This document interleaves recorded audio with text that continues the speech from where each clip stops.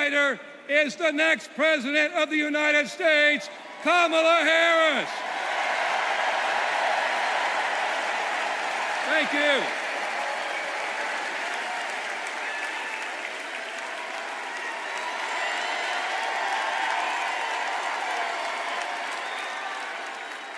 Please welcome New York Representative Alexandria Ocasio-Cortez.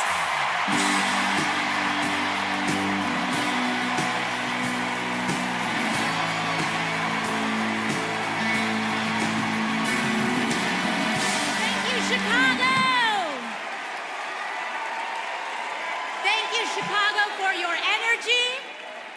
Thank you, Kamala Harris and Tim Walz, for your vision.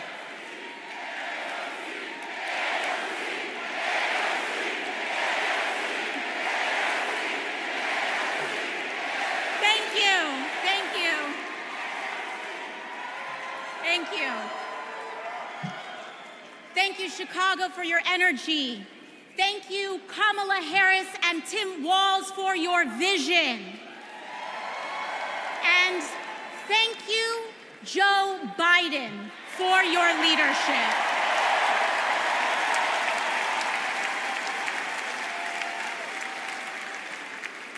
You know, 6 years ago, I was taking omelet orders as a waitress in New York City. I didn't have health insurance. My family was fighting off foreclosure, and we were struggling with bills after my dad passed away unexpectedly from cancer. Like millions of Americans, we were just looking for an honest shake. And we were tired of a cynical politics that seemed blind to the realities of working people. It was then, only through the miracles of democracy and community, that the good people of the Bronx and Queens chose someone like me to elect them in Congress.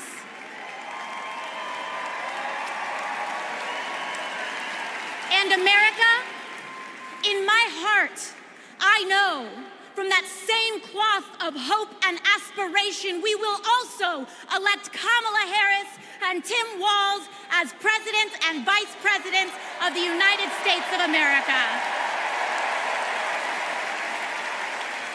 I am here tonight because America has before us a rare and precious opportunity. In Kamala Harris, we have a chance to elect a president who is for the middle class because she is from the middle class. She understands the urgency of rent checks and groceries and prescriptions. She is as committed to our reproductive and civil rights as she is to taking on corporate greed. And she is working tirelessly to secure a ceasefire in Gaza and bringing hostages home.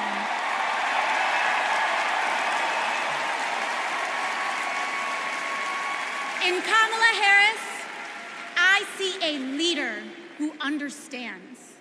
I see a leader with a real commitment to a better future for working families.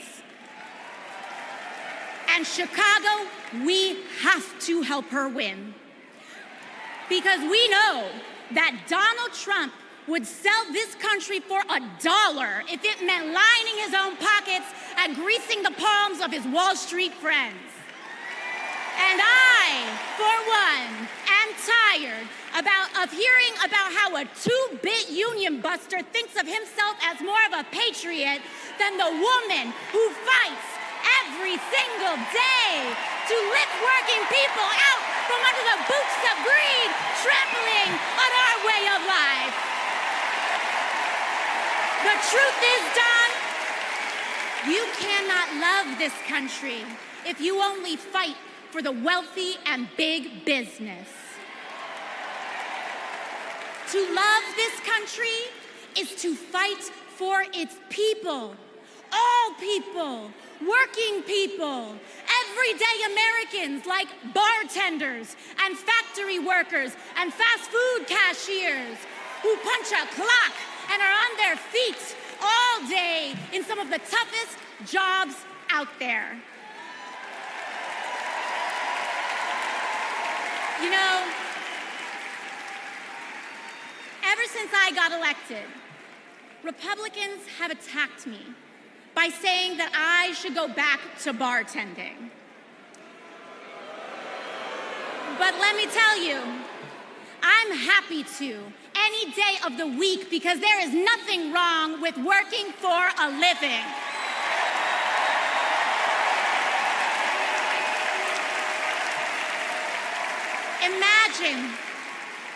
Imagine having leaders in the White House who understand that. Leaders like Kamala and Tim. But Chicago, just because the choice is clear to us does not mean that the path will be easy. Over the next 78 days, we will have to pour every ounce, every minute, every moment into making history on November 5th.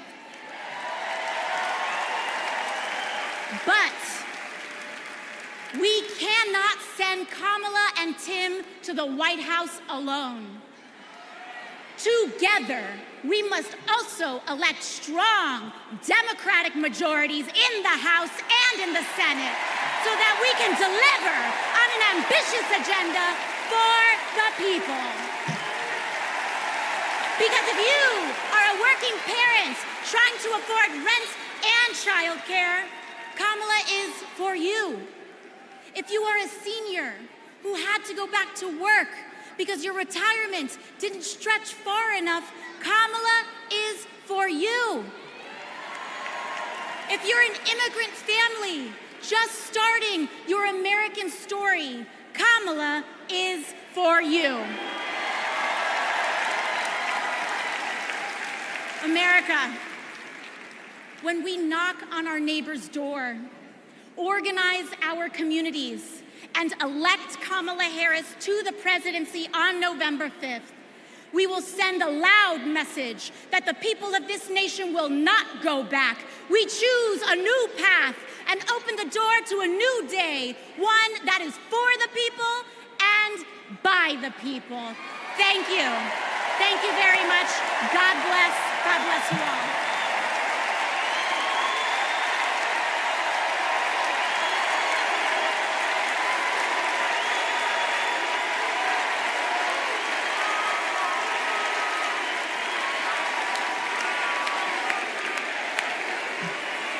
Wow.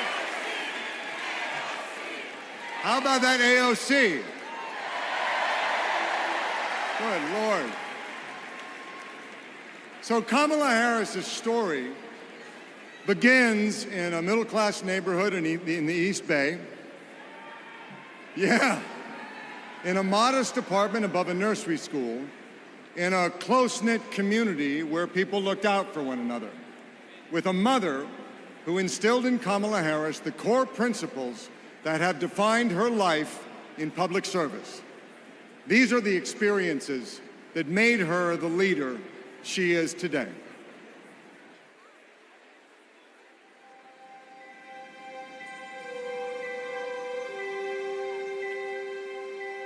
The neighborhood we grew up in was a very hardworking, middle-class, tight-knit community.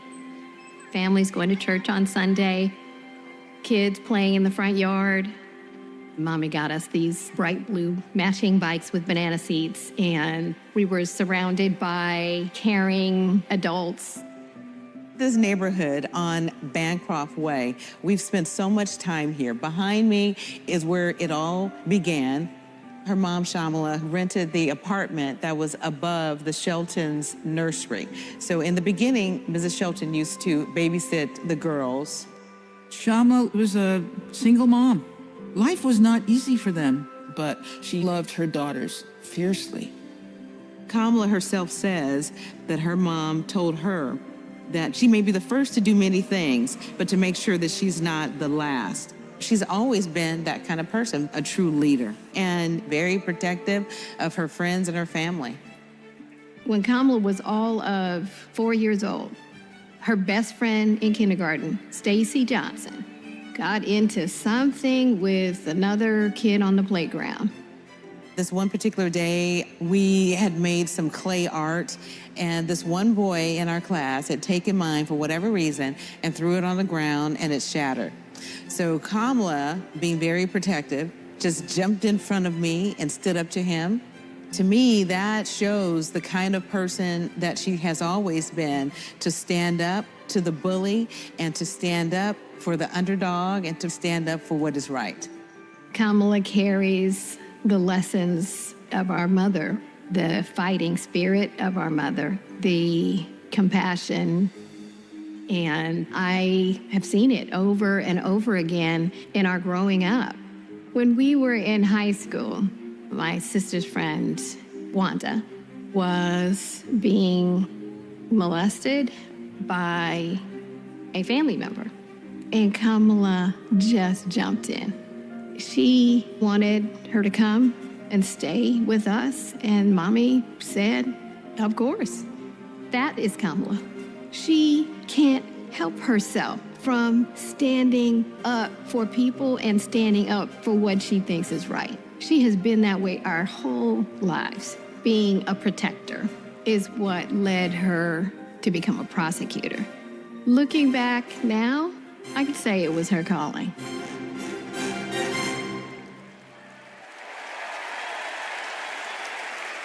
Please welcome Stacy Johnson Batiste and Doris Johnson.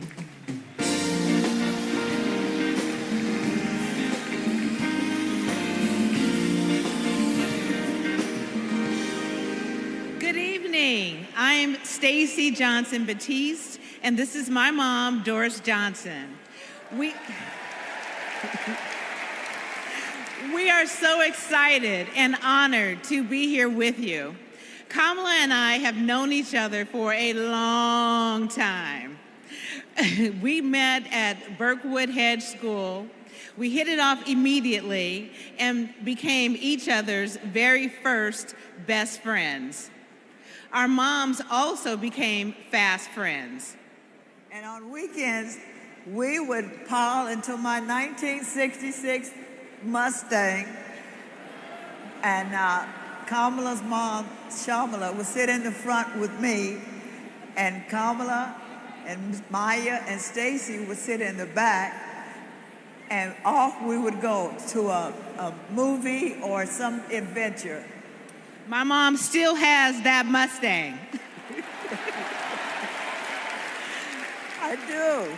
Kamala and I both get our grit from our mothers. Kamala has always been a protector. One day at school, we made clay art projects during story time when they were outside on tables to dry. For whatever reason, a boy in our class took mine, threw it on the ground, and it shattered.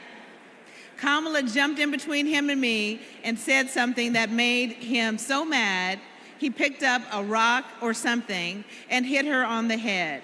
Blood came streaming down. The school called Shamala to come take her to the hospital.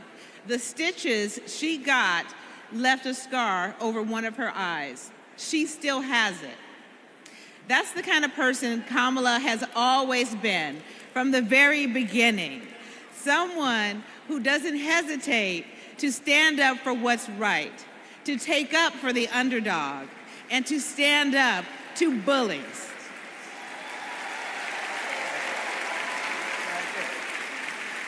I have seen it time and again, whether the bully is an individual, a gang, or a corporation.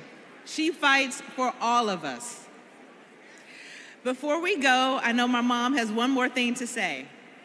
Kamala, your mom would be so proud of you.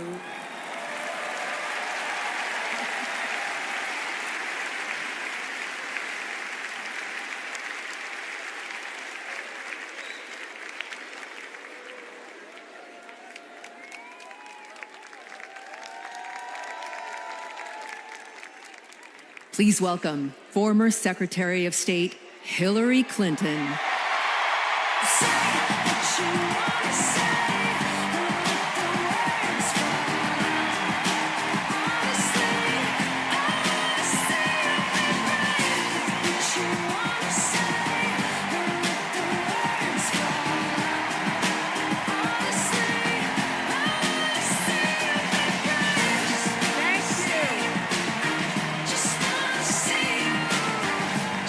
Thank you so much. Thank you.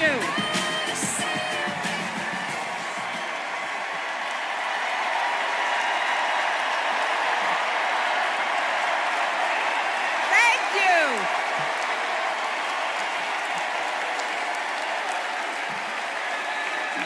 Thank you all so much.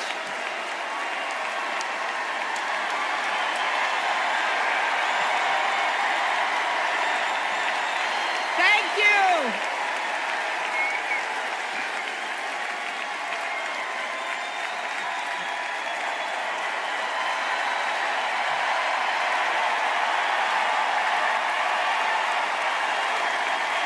Thank you, my fellow Democrats. Thank you, my fellow Americans.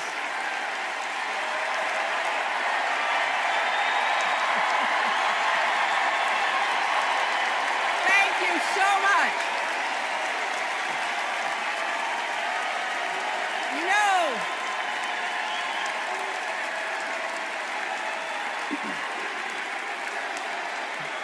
thank you all.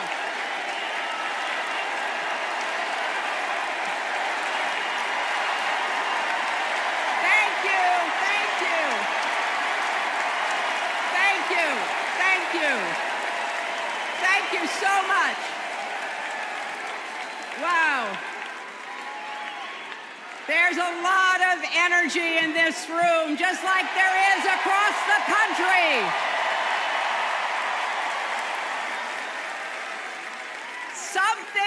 Something is happening in America. You can feel it. Something we've worked for and dreamed of for a long time. First, though, let's salute President Biden.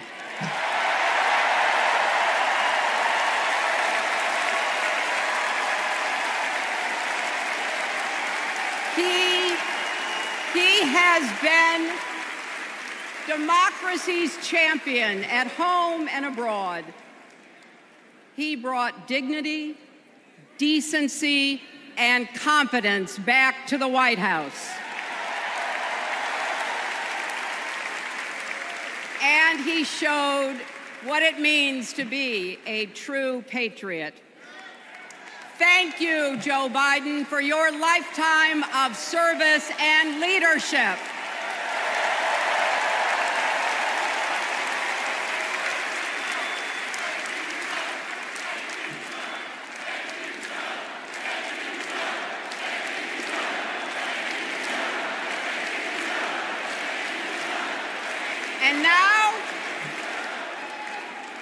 And now we are writing a new chapter in America's story. You know, my mother Dorothy was born right here in Chicago before women had the right to vote. That changed 104 years ago yesterday. Think about it. Tennessee became the final state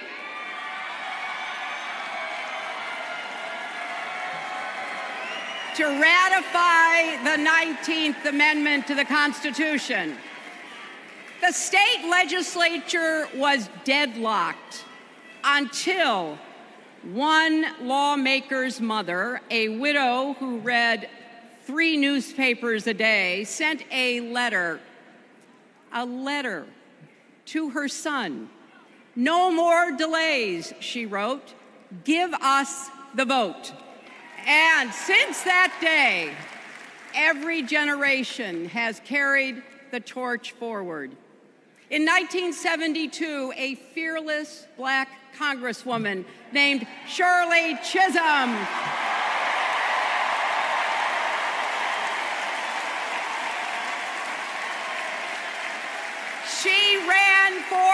president. And her determination let me and millions of others dream bigger, not just because of who she was, but because of who she fought for. Working parents, poor children, the last, the least, and the lost. In 1984, I brought my daughter to see Geraldine Ferraro, the first woman nominated for vice president. If we can do this, Jerry said, we can do anything. And then there was 2016, when it was the honor of my life to accept our party's nomination for president.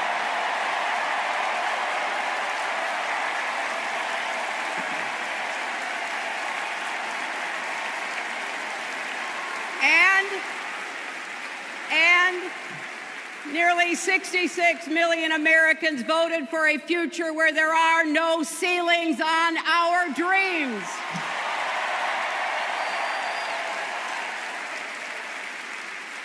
And afterwards, we refused to give up on America. Millions marched, many ran for office. We kept our eyes on the future. Well, my friends, the future is here.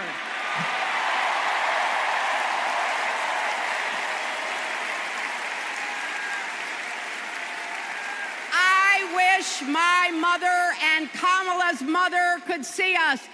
They would say, keep going. Shirley and Jerry would say, keep going.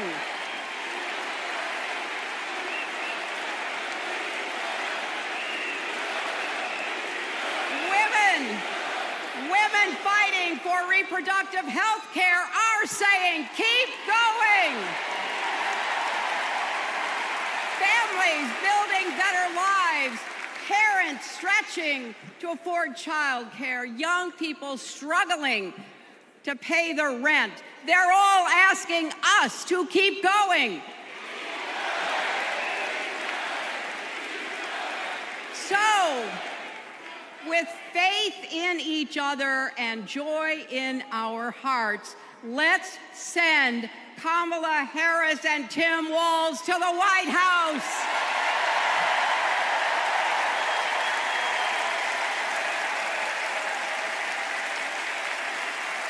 You know,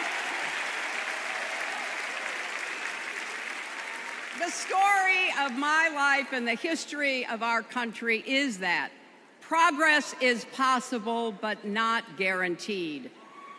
We have to fight for it and never, ever give up. There is always a choice.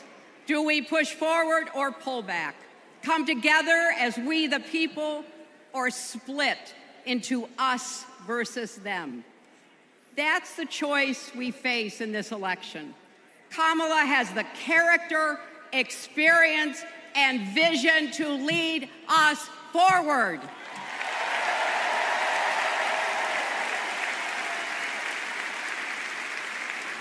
I know her heart and her integrity. We both got our start as young lawyers, helping children who were abused and neglected. That kind of work changes a person. Those kids stay with you. Kamala carries with her the hopes of every child she protected, every family she helped, every community she served. So as president, she will always have our backs, and she will be a fighter for us. She will fight to lower costs for hardworking families, open the doors wide for good-paying jobs, and yes, she will restore abortion rights nationwide.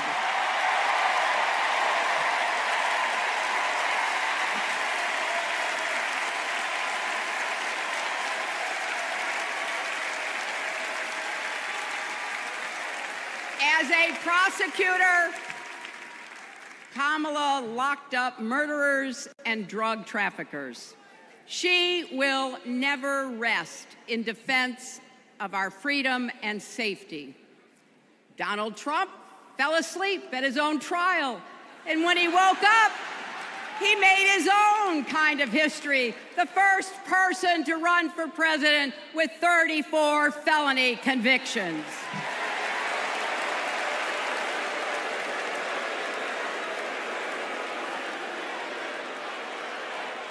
As Vice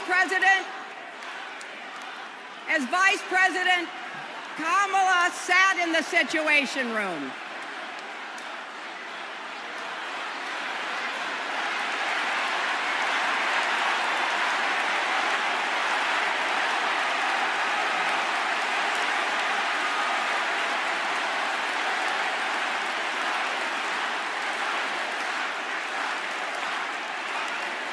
But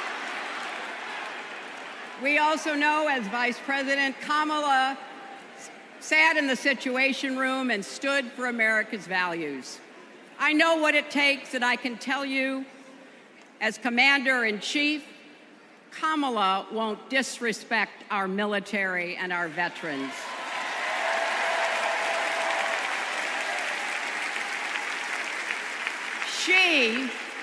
She reveres our Medal of Honor recipients.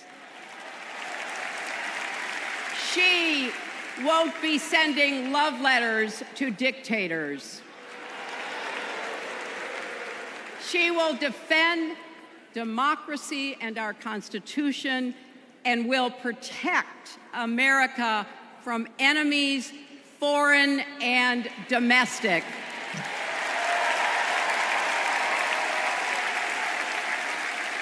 Think about it.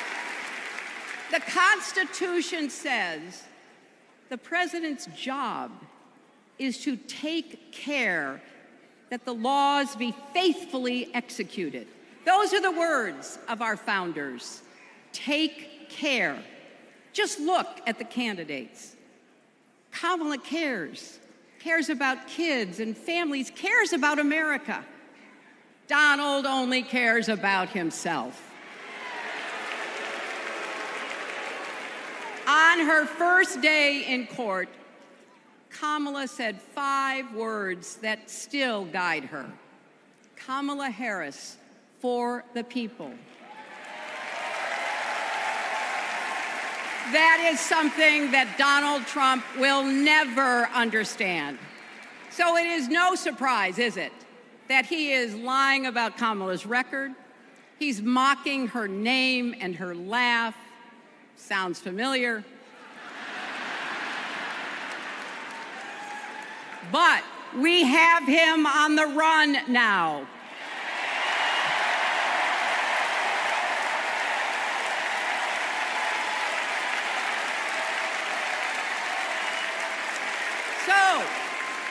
So, no matter what the polls say, we can't let up. We can't get driven down crazy conspiracy rabbit holes. We have to fight for the truth. We have to fight for Kamala as she will fight for us. Because you know what? It still takes a village to raise a family, heal a country, and win a campaign.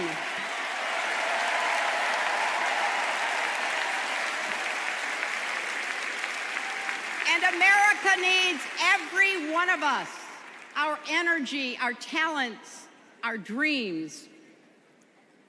We're not just electing a president, we're uplifting our nation. We're opening the promise of America wide enough for everyone. Together, we've put a lot of cracks in the highest, hardest glass ceiling. And tonight, so close to breaking through once and for all, I want to tell you what I see through all those cracks and why it matters for each and every one of us. What do I see? I see freedom. I see the freedom to make our own decisions about our health, our lives, our loves, our families.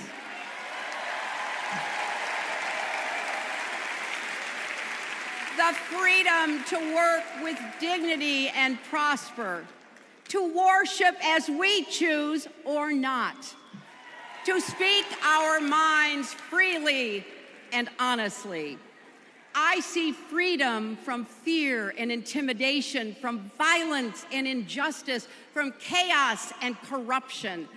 I see the freedom to look our children in the eye and say, in America, you can go as far as your hard work and talent will take you, and mean it. And you know what? On the other side of that glass ceiling is Kamala Harris raising her hand and taking the oath of office as our 47th President of the United States.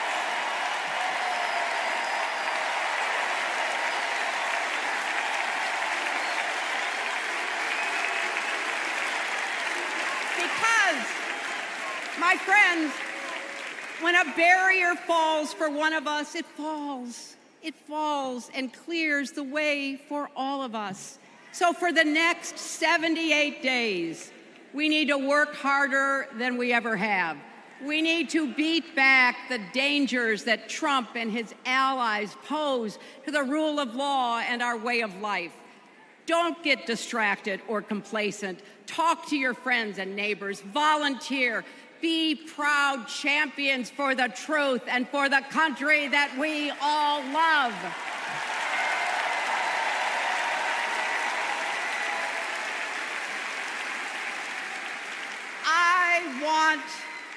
I want my grandchildren and their grandchildren to know I was here at this moment, that we were here, and that we were with Kamala Harris every step of the way. This is our time, America. This is when we stand up. This is when we break through. The future is here. It's in our grasp. Let's go win it.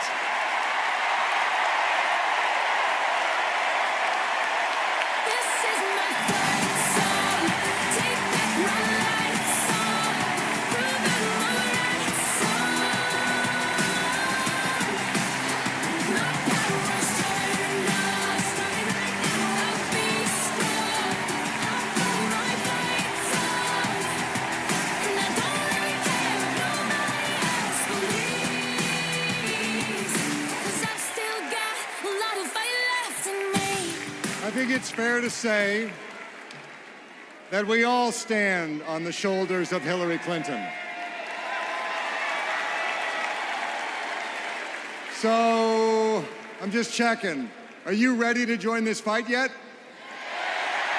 Okay, that's the answer I was looking for. So I want you to text JOIN to 30330 and get involved.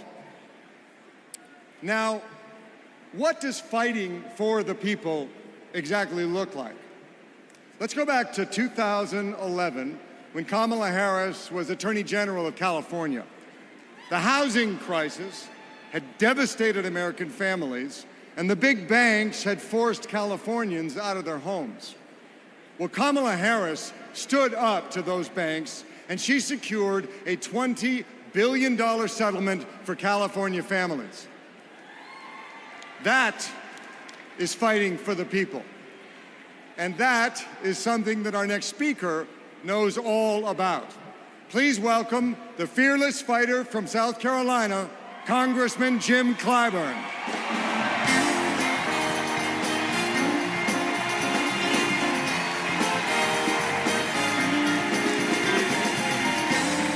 Thank you. Thank you, thank you, thank you. Thank you. Thank you. Thank you. Thank you, and good evening.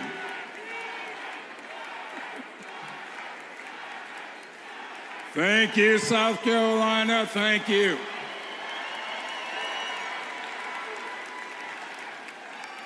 Four years ago, Americans were experiencing high anxieties and great uncertainties.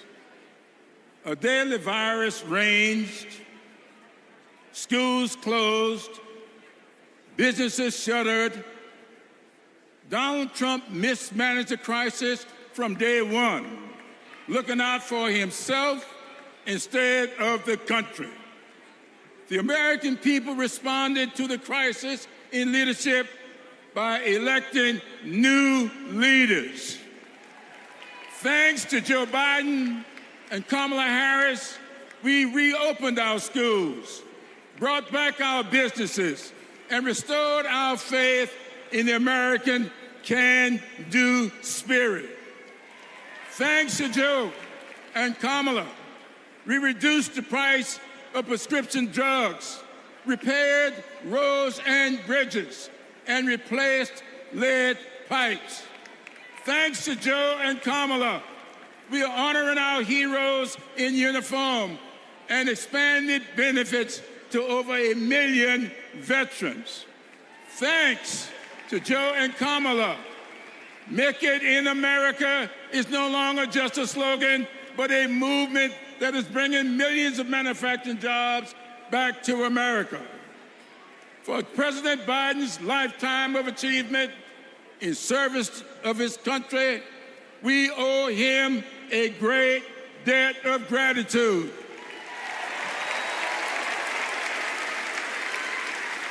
And we're all grateful for one of the best decisions he made, selecting Kamala Harris as his vice president and endorsing her to succeed him.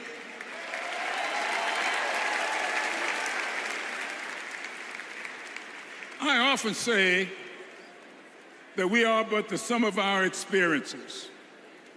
In the introduction of my memoir, I wrote, "All my experiences have not been pleasant, but I consider all of them to be blessings." So has been the case with Kamala. Her experiences have prepared her for this moment. Kamala Harris is a true battle-tested leader, a district attorney, attorney general, senator, and vice president who gets things done. While Donald Trump has been bragging about how he overturned Roe, Kamala has been fiercely advocating for the respectation of reproductive freedoms.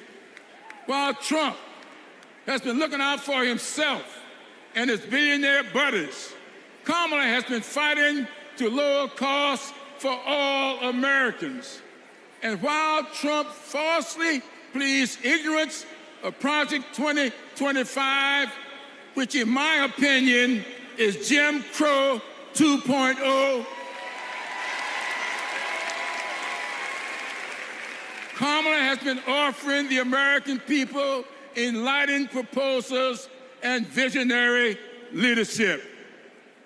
Having grown up in a parsonage, I often look to the good book for understanding and guidance. As 2 Corinthians informs, we are troubled on every side, yet not distressed. We are perplexed, but not in despair, persecuted, but not forsaken, cast down, but not destroyed.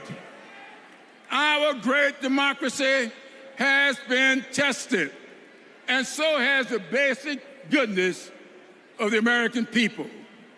But our resolve to remain a great country with freedom and justice for all will not falter. We will continue our march toward a more perfect union, united in our common purpose and emboldened by our resolve to elect Kamala Harris and Tim Walz as the next president and vice president of these United States of America. Thank you and Godspeed.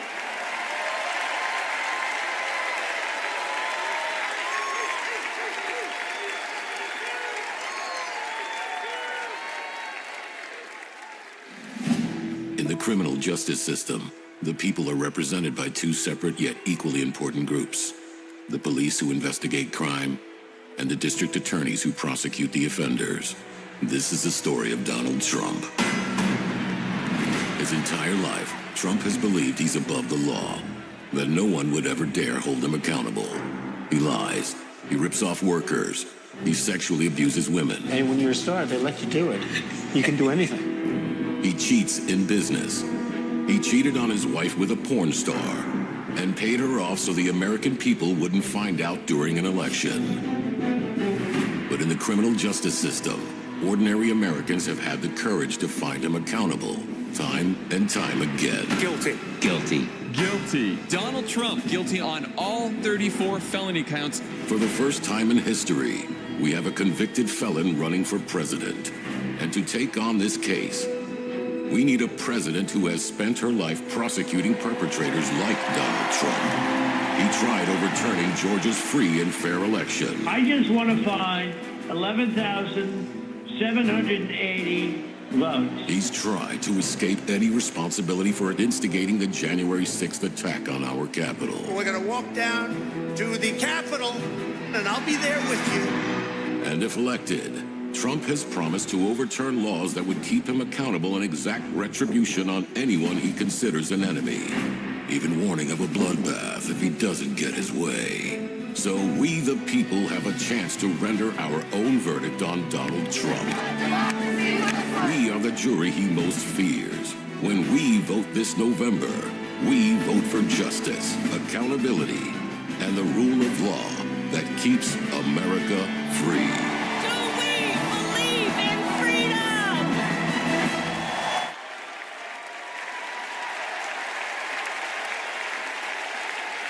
Please welcome Maryland Representative Jamie Raskin.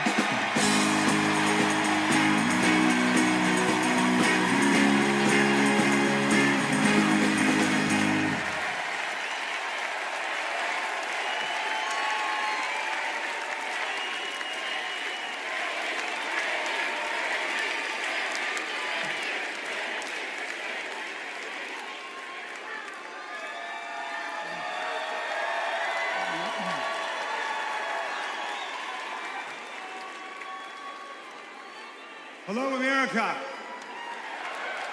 And welcome to the Democracy Convention. Welcome to the Freedom Convention. And thank you for the beautiful weather, Chicago. It's been a little rough on Capitol Hill, where it's not just the heat, it's the stupidity.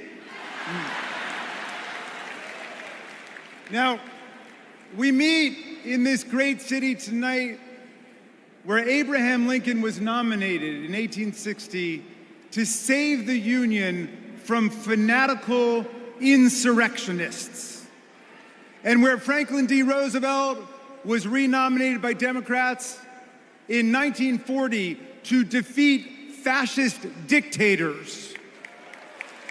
Now, we fight in our time to defend our freedom and our democracy against the banana Republicans who have converted Lincoln's party into a dangerous cult of personality.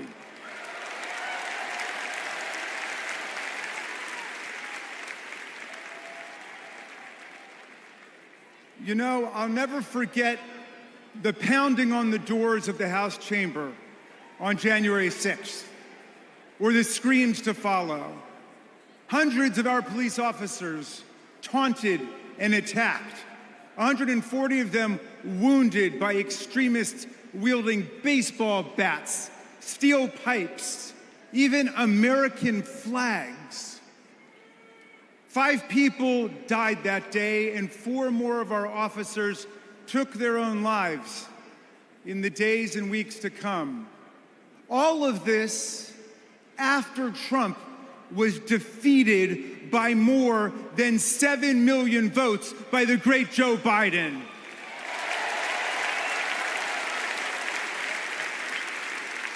It was after 80 judges rejected every ridiculous claim raised by this sore loser who does not know how to take no for an answer from American voters, American courts, or American women.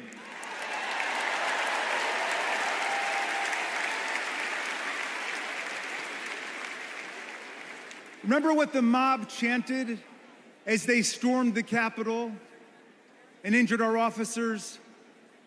Hang Mike Pence. Someone should have told Donald Trump that the president's job under Article 2 of the Constitution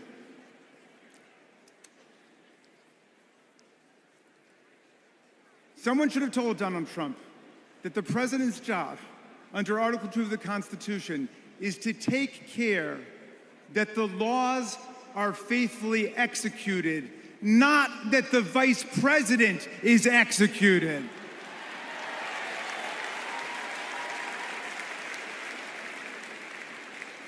Pence has now joined more than 24 officials from Donald Trump's own administration in denouncing him, an historical record.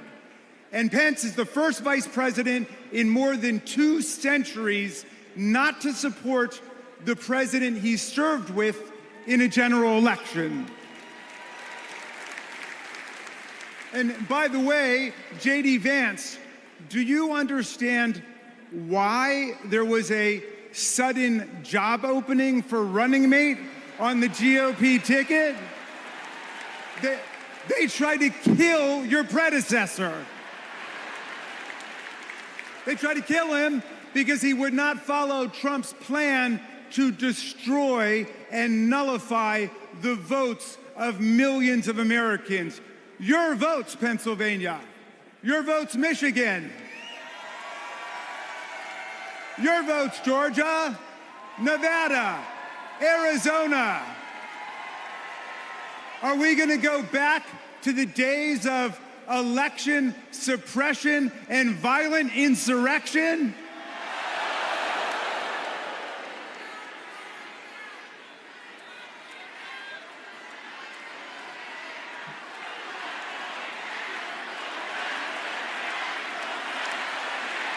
We're not going back.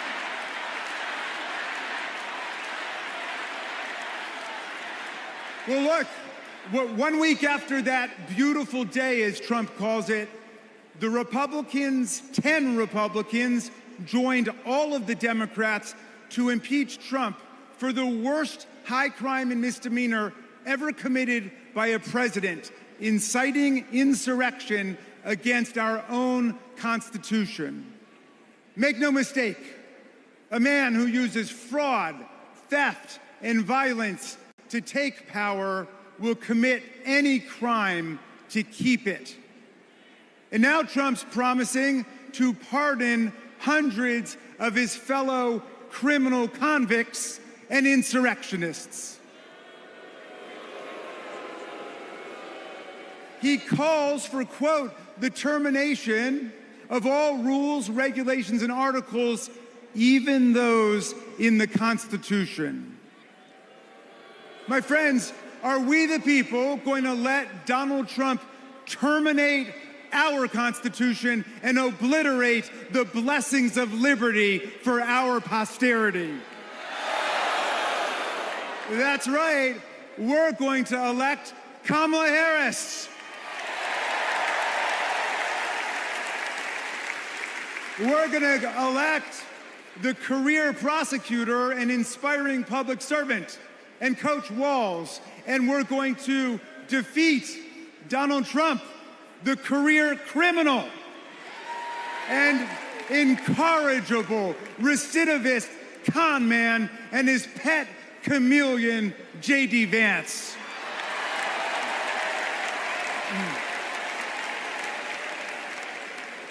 And America, let's make it a landslide so big that Donald Trump and his kangaroo court Supreme Court justices cannot even try to steal it.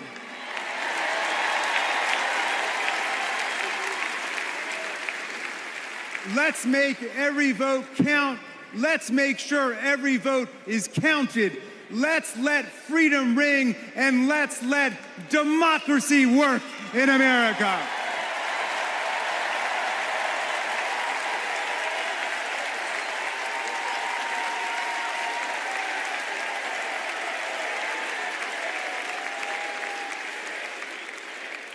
Please welcome Texas Representative Jasmine Crockett.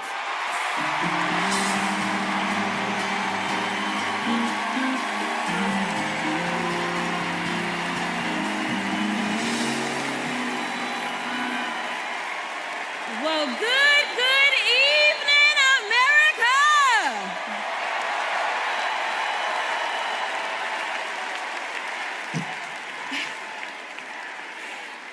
On November 5th, our nation will hire a president, a commander-in-chief, and leader of the free world. So let's compare their resumes, shall we? One candidate worked at McDonald's while she was in college at an HBCU. HU. The other was born with a silver spoon in his mouth and helped his daddy in the family business. Housing discrimination, that is. She became a career prosecutor while he became a career criminal. With 34 felonies, 2 impeachments, and 1 porn star to prove it.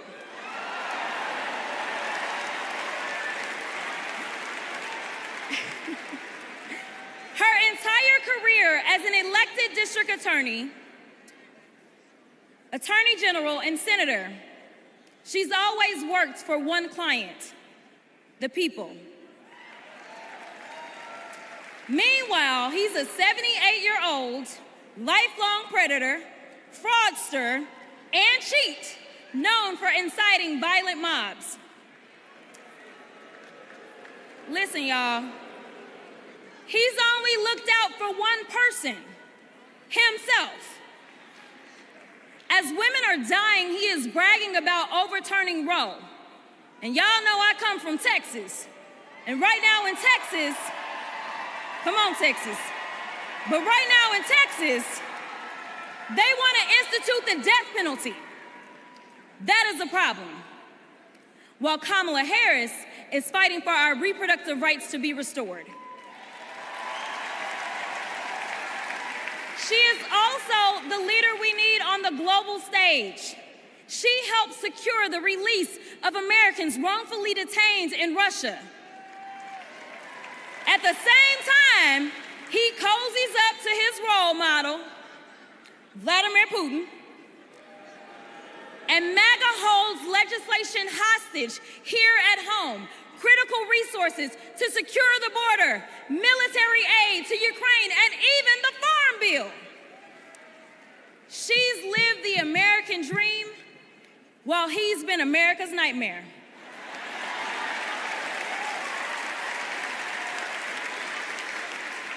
America, looking at the 2 choices before you, who would you hire?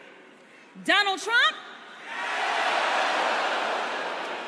or Kamala Harris?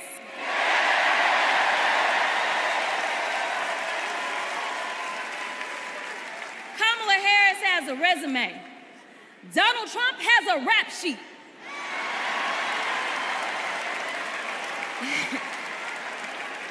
She presides over the Senate while he keeps our national secrets next to his thinking chair. Y'all know what I said that other time. In Mar-a-Lago. While Donald Trump wants to put our 1787 Constitution through his Project 2025 paper shredder and make every day January 6th, Kamala Harris is fighting to fulfill the promise of America. In the real world, this wouldn't even be close. But this election is. Don't make a mistake. We are the underdogs in this fight. Even though there is only one person qualified, Only one person who's done the work and who has delivered the results. And she needs you. She needs your one vote this November. Can we count on you?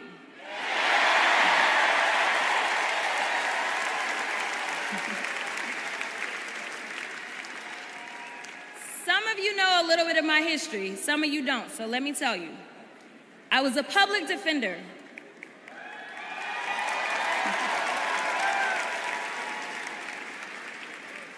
I did criminal defense as well as practiced civil rights law for almost 2 decades. I know a good prosecutor when I see one. Kamala Harris is the kind of prosecutor we long for in the cases like those of Breonna Taylor. Yeah. She was the first attorney general in the nation to order that her officers wear body cams, and she started the Back on Track program to reduce recidivism.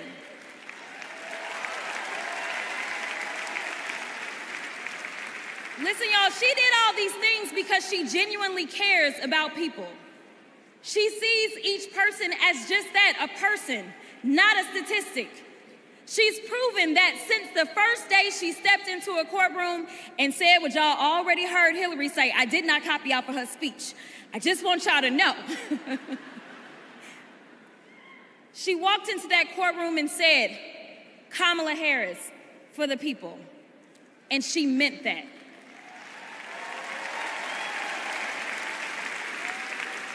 Many of you know her credentials, but what I love about Kamala Harris goes beyond her resume, is that she sees the humanity in everyone.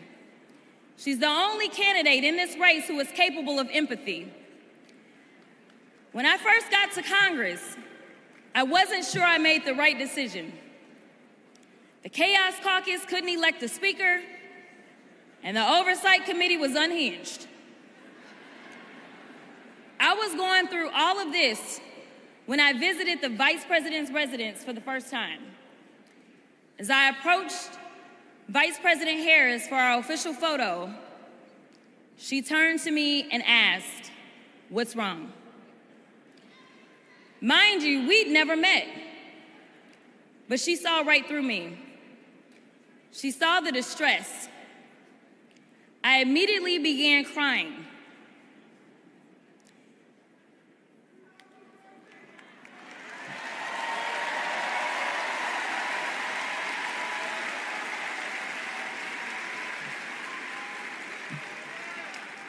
And the most powerful woman in the world wiped my tears and listened.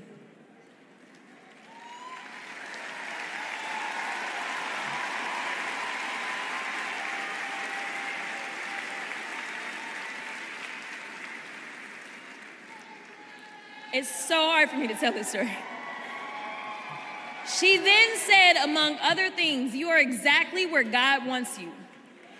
Your district chose you because they believe in you, and so do I."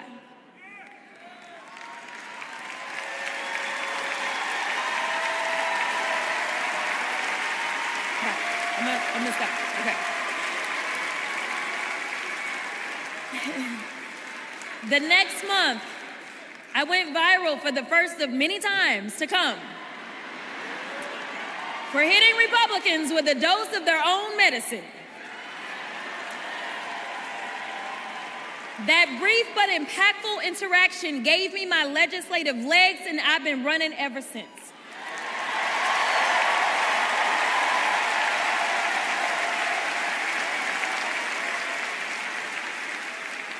The question before us is, will a vindictive, vile villain violate voters' vision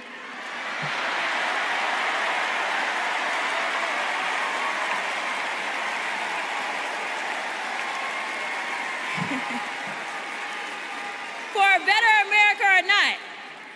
I hear alliterations are back in style. We deserve better. We deserve a president who can be a bright light in a sea of darkness. One who will pull us forward, because we won't go back.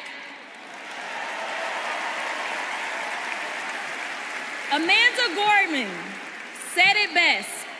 There's always light if only we are brave enough to see it. If only we are brave enough to be it. Kamala Harris showed me that light.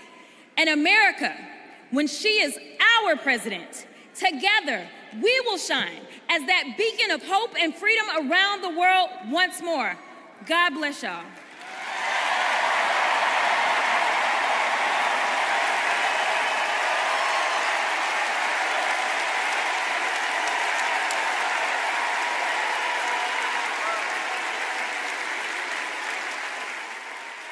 This is one of our Willow boxes. This was the outfit that she was gonna maybe wear home from the hospital. There's her little... the blanket that she was in. It's okay. No. For 54 years, they were trying to get Roe v. Wade terminated, and I did it, and I'm proud to have done it. I was punished for 3 days having to wait for either my baby to die or me to die, or both. I was stuck in this horrific hell of both wanting to hear her heartbeat and also hoping I wouldn't. There has to be some form of punishment. For the woman. Yeah, there has to be some form. I almost died because doctors were forced to follow Trump's abortion ban. Kamala will protect a woman's right to choose. We trust women to make decisions about their own body and not have their government tell them what to do. I have so much faith in her. And when Congress passes a law to restore reproductive freedoms as President of the United States, I will sign it into law. We have to fight for Kamala Harris, our rights, our freedoms, and frankly, our lives. Everything is on the line.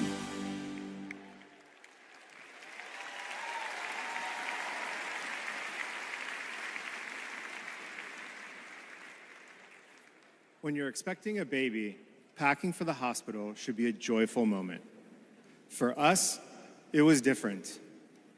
We were told with 100% certainty we would lose our baby girl, Willow, and we were sent home. For 3 days, we waited until Amanda was sick enough to receive standard abortion care. Eventually, Amanda's temperature spiked. She was shaking, disoriented, and crashing. I don't remember what I threw into our bag that day, only that instead of welcoming Willow, I was hoping Amanda's life could be saved. I'm here tonight because the fight for reproductive rights isn't just a woman's fight. This is about fighting. This is about fighting for our families. And as Kamala Harris says, our future.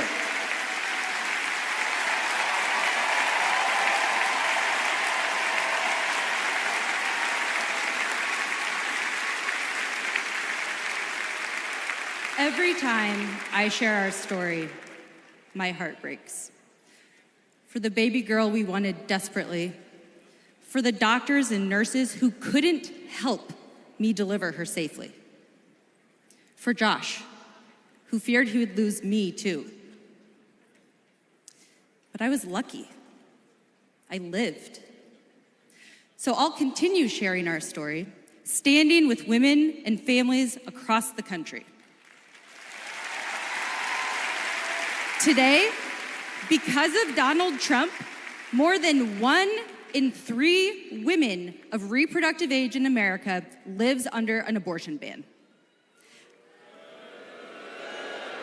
A second Trump term would rip away even more of our rights. Passing a national abortion ban, letting states monitor pregnancies and prosecute doctors, restricting birth control and fertility treatments. We cannot let that happen. We need to vote as if lives depend on it, because they do.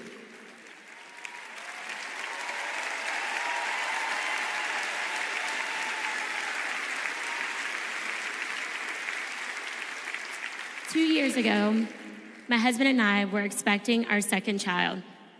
Our daughter, Lauren, couldn't wait to be a big sister. I was getting ready for her 4th birthday party when something didn't feel right. 2 emergency rooms sent me away. Because of Louisiana's abortion ban, no one would confirm that I was miscarrying. I was in pain, bleeding so much my husband feared for my life. No woman should experience what I endured, but too many have. They write to me saying, "What happened to you happened to me." Sometimes they're miscarrying, scared to tell anyone, even their doctors. Our daughters deserve better. America deserves better.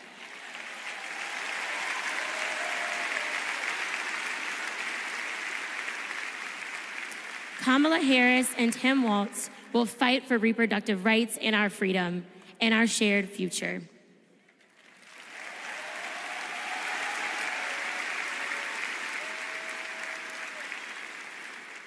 Growing up, I was an all-American girl.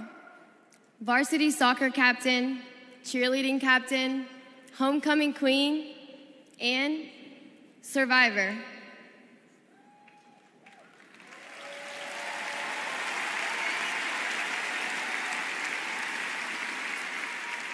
I was raped by my stepfather after years of sexual abuse.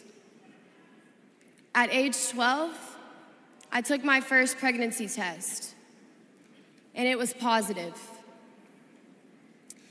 That was the first time I was ever told, "You have options." I can't imagine not having a choice. But today, that's the reality for many women and girls across the country because of Donald Trump's abortion bans. He calls it a beautiful thing. What is so beautiful about a child having to carry her parent's child? There are other survivors out there who have no options.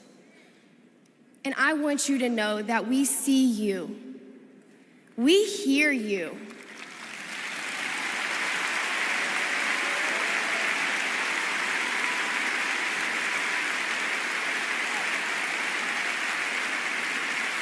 Kamala Harris will sign a national law to restore the right to an abortion.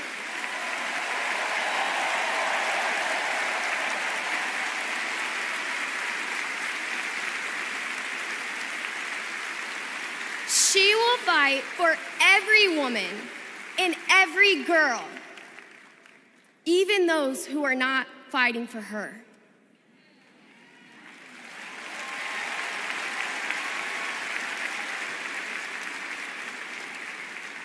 And now, I am honored to introduce another champion for women, a leader who's fought for me and for so many others, Governor Andy Beshear.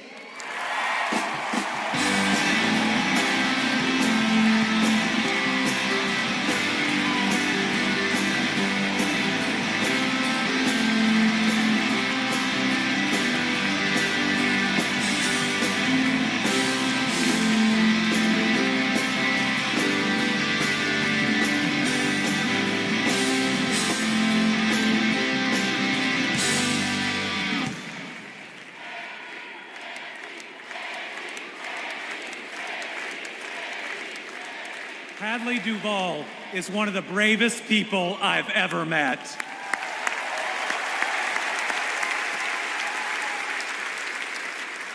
I'm amazed at the courage it takes to share her pain, to share her truth.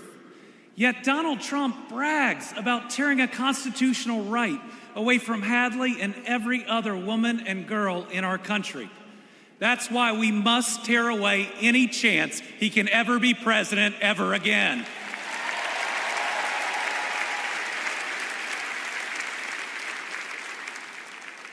In 21 states, Trump's actions have resulted in extreme bans on abortion in my state, even in cases of rape. incest, and non-viable pregnancies. That leaves 12-year-old girls like Hadley with no options. That fails any test of humanity, any test of basic decency, any test of whether you have any underlying empathy. Thankfully, this extremism is being soundly rejected all over our country.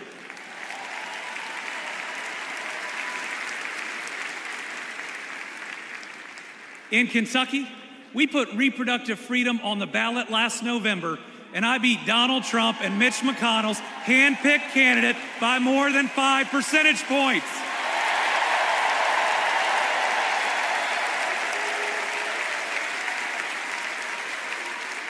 This November, we're going to beat them again. Elect Kamala Harris and Tim Walz and protect reproductive freedom. Folks, Donald Trump appointed the Supreme Court justices who got us into this mess. His Project 2025 goes even further. Here's the thing. Trump and Vance simply don't believe in your freedom. Trump says people are absolutely thrilled that women have their basic rights eliminated. J.D. Vance says women should stay in violent marriages and that pregnancies resulting from rape are simply inconvenient. Their policies give rapists more rights than their victims. That's not inconvenient, it's just plain wrong.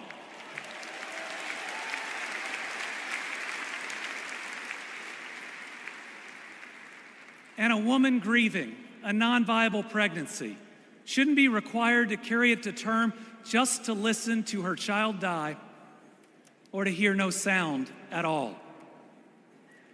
All women should have the freedom to make their own decisions. Freedom over their own bodies. Freedom about whether to pursue IVF.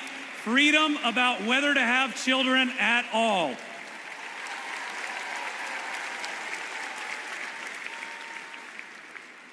How we treat people transcends party lines. It goes right to the heart of who we are. My faith teaches me the golden rule that I am to love my neighbor as myself. And the parable of the Good Samaritan says we are all each other's neighbors. So I want anyone watching tonight, Republican, Independent, Democrat, to know that you are welcome here.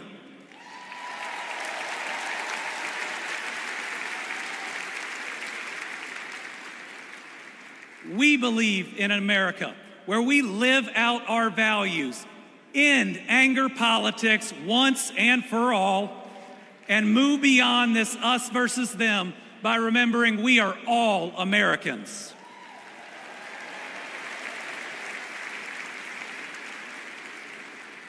That's how Joe Biden and Kamala Harris lead.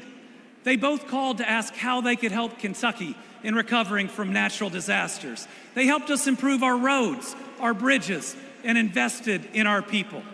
They didn't ask me who Kentuckians voted for. They asked me what Kentuckians needed, and folks, they delivered.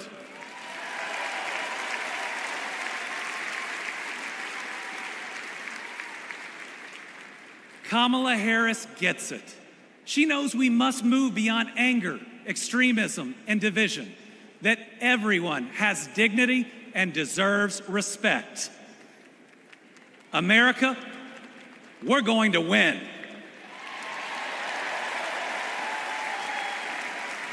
And we're going to win by staying true to our values of compassion, empathy, and doing right by our neighbors. I'm so proud to be all in for the next president of the United States, Kamala Harris. Thank you.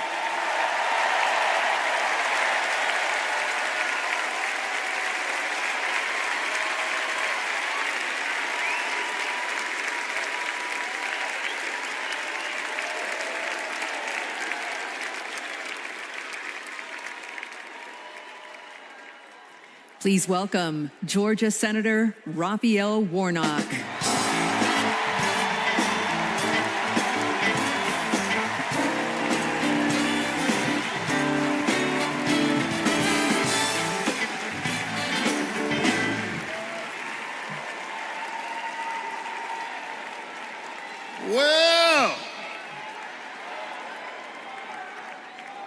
Hello, America.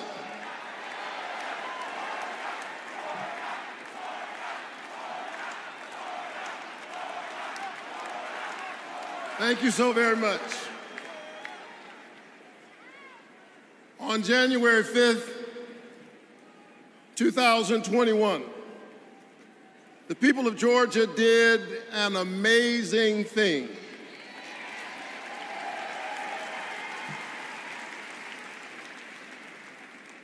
They sent a black kid who grew up in public housing and the Jewish son of an immigrant to the United States Senate in one fell swoop.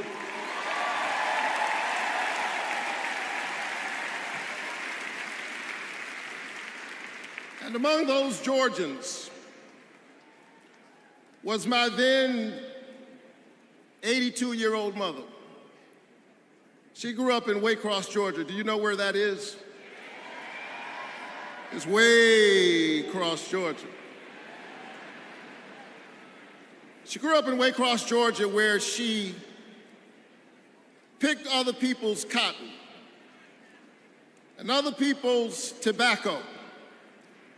But because this is America, the 82-year-old hands that used to pick somebody else's cotton and somebody else's tobacco picked her youngest son to be a United States Senator.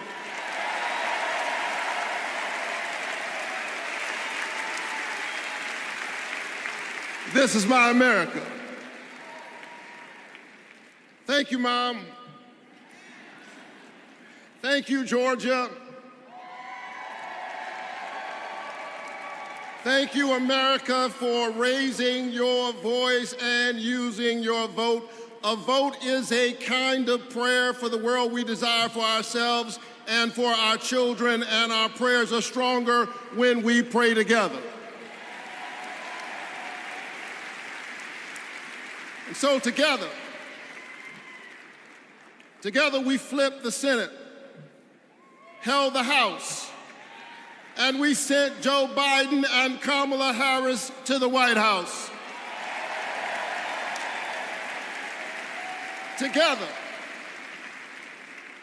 Together we vaccinated our citizens, we fortified our cities and our towns, and we stood by our small businesses. Together we set out to heal the land. A nation besieged by a deadly pandemic and beset by the awful and divisive rhetoric of a man too small for the office entrusted him or the task set before him.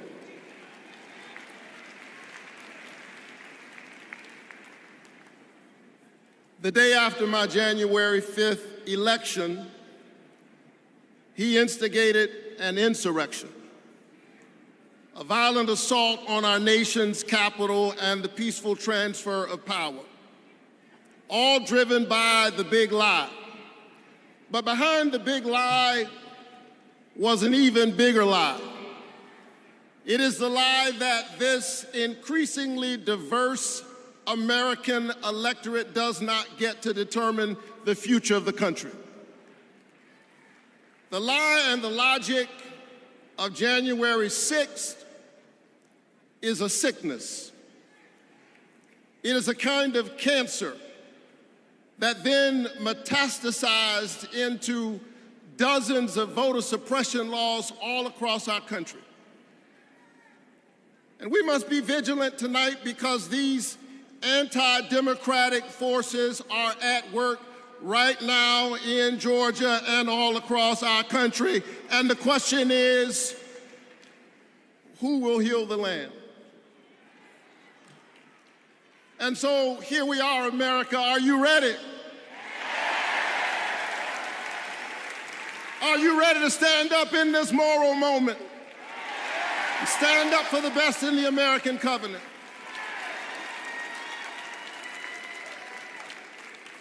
Elections are about the character of a country. And we must decide, again, we are the latest generation of Americans who get to decide what kind of country we want to be. And we must choose between the promise of January 5th and the peril of January 6th. A nation that embraces all of us or just some of us.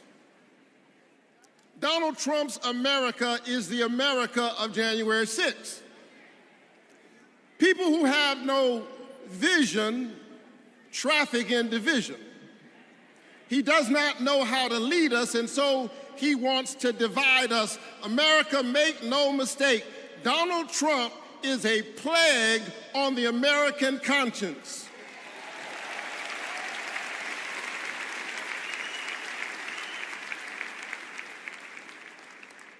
He is a clear and present threat to the precious covenant we share with one another. And yes, I saw him holding the Bible and endorsing a Bible as if it needed his endorsement. He should try reading it.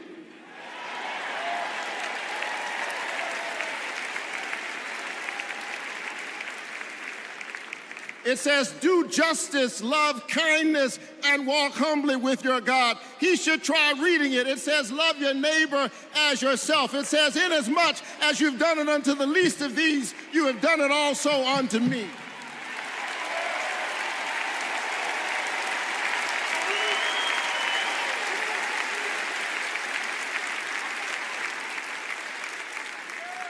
I choose the American covenant.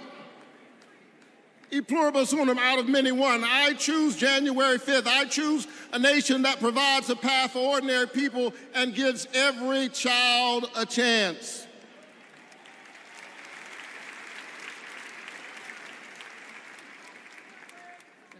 And that's Joe Biden's America. And he's been fighting for it for more than a half century. President Biden, America is so much better because of you, a true patriot who has always put the people first. Thank you, Joe.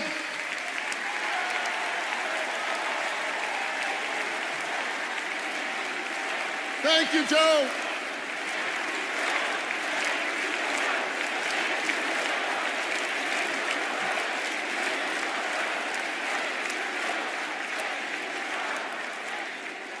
But I'll tell you something else.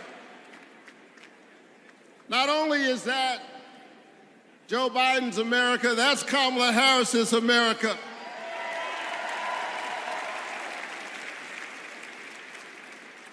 She was leading with Joe Biden when we expanded the child tax credit, cutting child poverty in America nearly in half. We ought to renew it. She cast a tie-breaking vote for my bill capping the cost of insulin to no more than $35 per month for seniors. We ought to extend it to everybody. Together we passed an infrastructure bill, bolstered American manufacturing and clean energy, an investment in the house that we all share together. And I've got news for you, we are just getting started. Are you ready to win this election?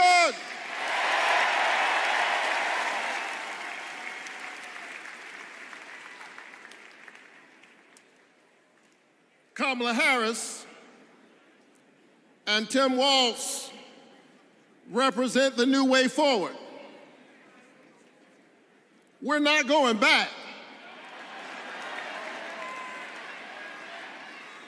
We're not going back because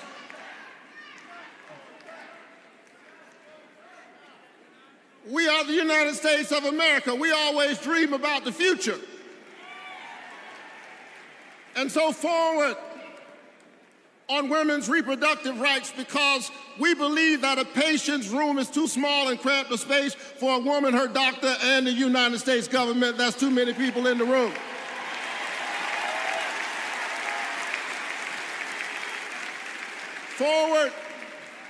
forward on worker rights, because most people do not mind working. They just want to share in the prosperity that they are creating for others. Forward on voting rights, forward on affordable housing and access to health care. We are moving forward.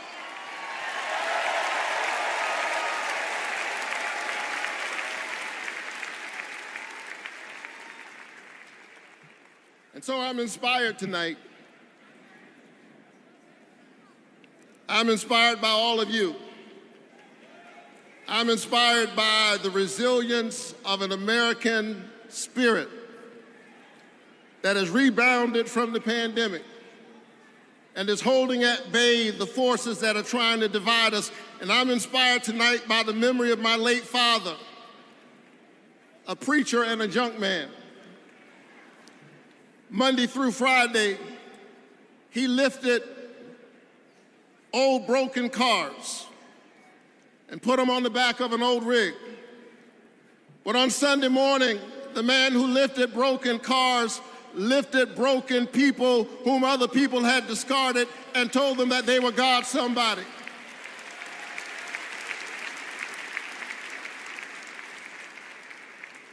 My dad discovered strength in the broken places, a power made perfect in weakness. And so I'm convinced tonight that we can lift the broken even as we climb.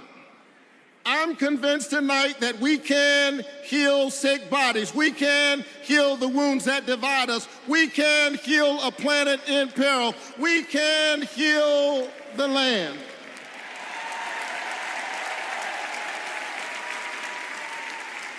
And in a strange way,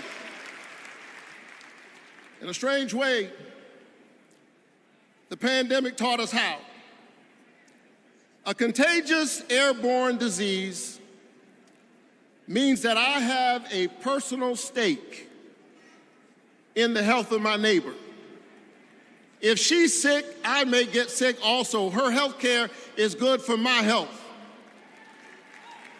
I'm just trying to tell you that we are as close in our humanity as a cough.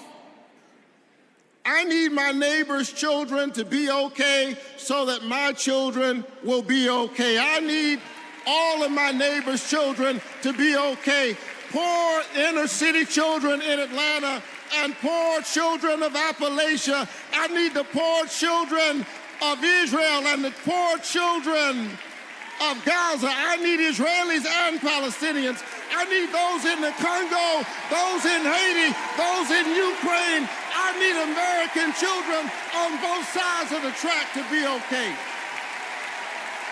Because we are all God's children.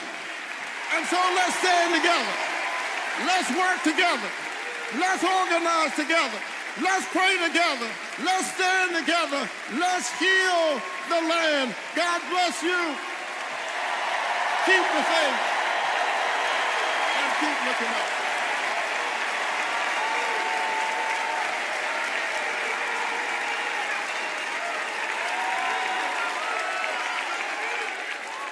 Please welcome Delaware Senator Chris Coons.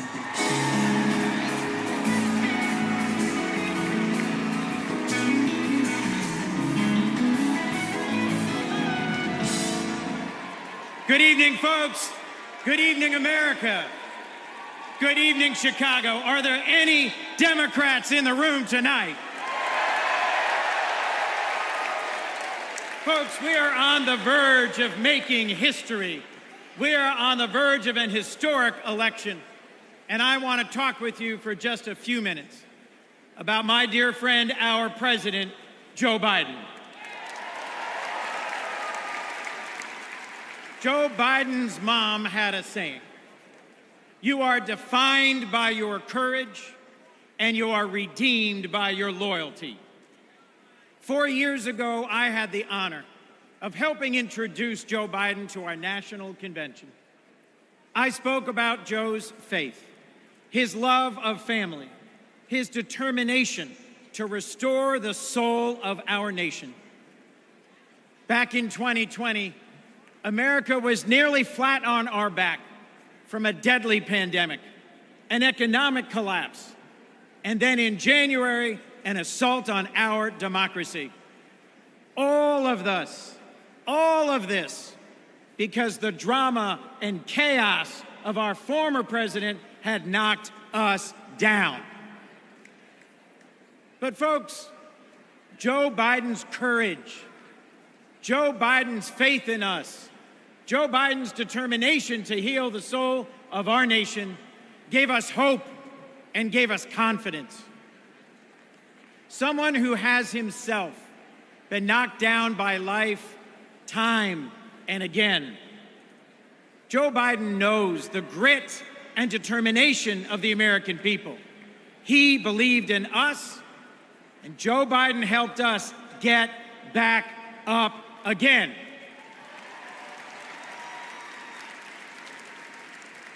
Using the incredible skills he developed in many years in the U.S. Senate, Joe got passed and signed into law the most consequential legislation of any president in 60 years, helping our veterans, advancing gun safety, cutting prescription drug prices, fighting climate change, rebuilding bridges and broadband, bringing manufacturing back to America.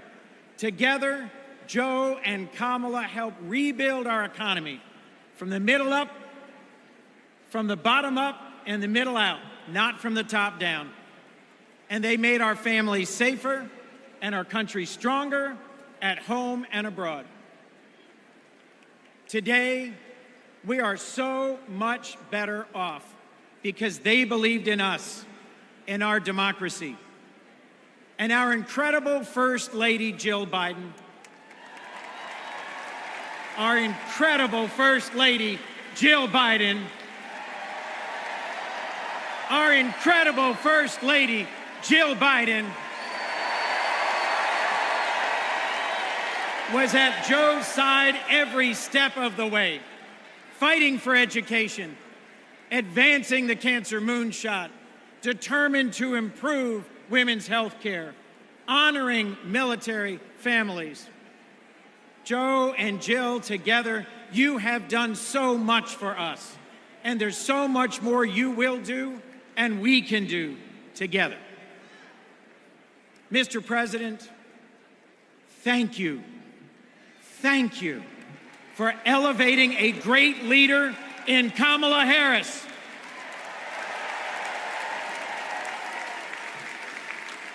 Vice President Harris, thank you for choosing a great running mate with a heart for the middle class like yours in Sergeant, Congressman, Coach, Governor Tim Walz.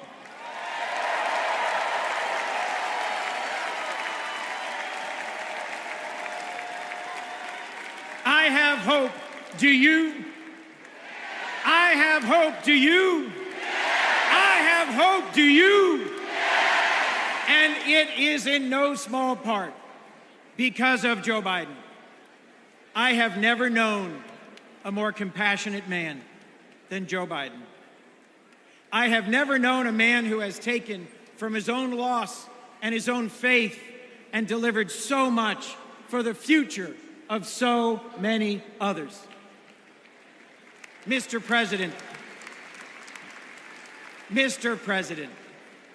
you were my senator as a Delawarean. You are my president as an American, and you will always be my friend. On behalf of our nation, Joe, for your courage in fighting for our democracy, we thank you.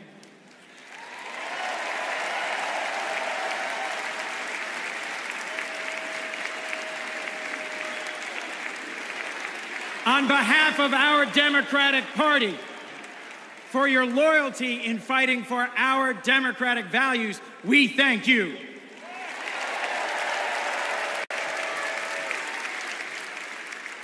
And on behalf of Delaware, thank you, Joe, and God bless you. We love you. We love Joe. We love Joe. We love Joe. We love Joe.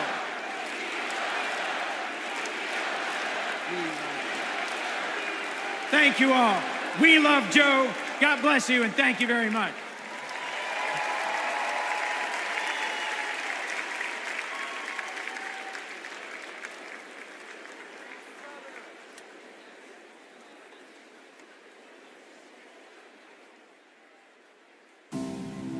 Hi, I'm Vivian Weirwell, and I am a fourth grade student at Kristen McAuliffe. I've been bouncing around all week excited for this moment, and last night I could barely sleep.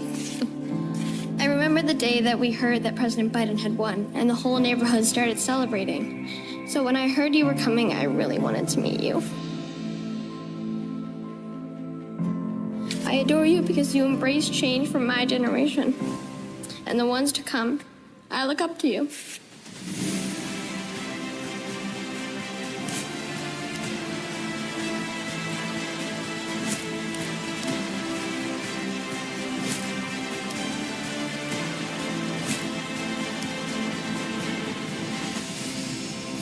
Now it is my honor to introduce our First Lady, Dr. Jill Biden.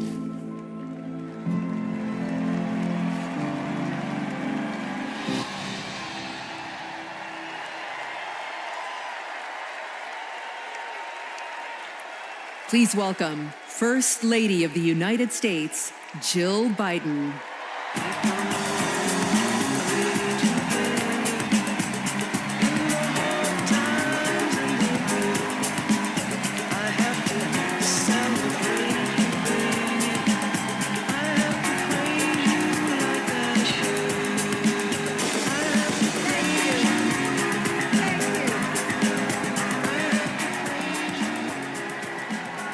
Thank you.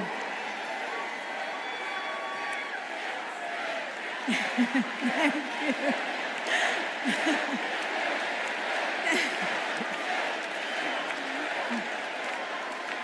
Thank you. Thank you so much. Love you too. Joe and I have been together for almost 50 years. And still, there are moments when I fall in love with him all over again. Like when I handed him our baby Ashley for the first time and saw the smile that lit up his face. Or on nights after an exhausting day working in the Senate, when he would read one more bedtime story just because the kids asked. When he stops on a rope line because he sees someone grieving who needs to know that everything is going to be all right one day. Or to encourage that child with a stutter to find the confidence she needs. Those moments when I'm reminded of all he's accomplished in the name of something bigger than himself. Receiving the Medal of Freedom with humility.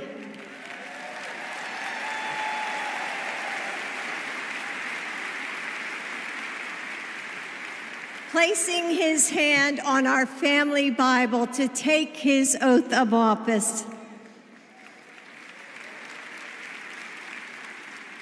And weeks ago, when I saw him dig deep into his soul and decide to no longer seek re-election and endorse Kamala Harris.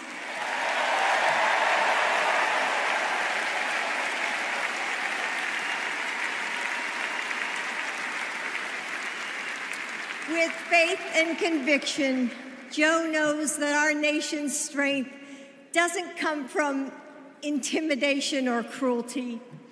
It comes from the small acts of kindness that heal deep wounds, from service to the communities that make us who we are, from love of a country that shines with promise and renewal. Kamala Harris knows that too.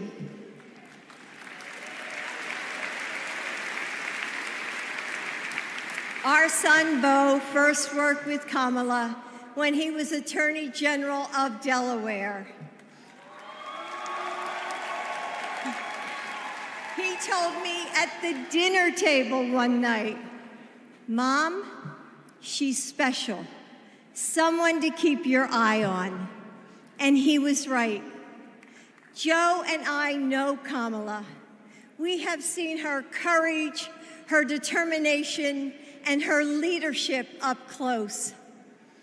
Kamala and Tim, you will win.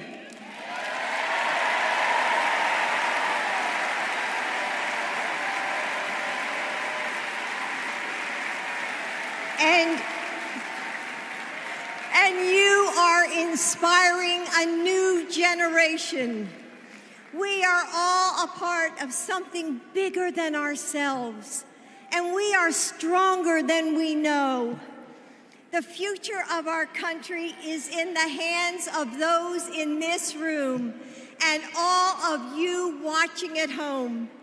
It's going to take all of us, and we can't afford to lose.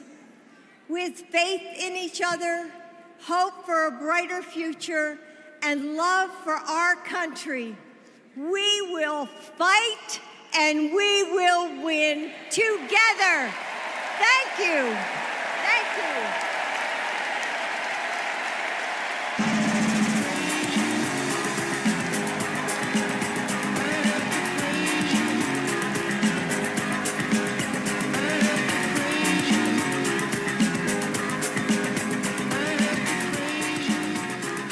Please welcome first daughter, Ashley Biden.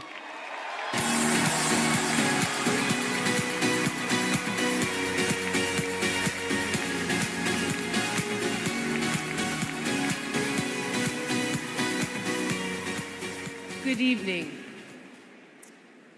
I have this memory. It's the eve of my 8th birthday.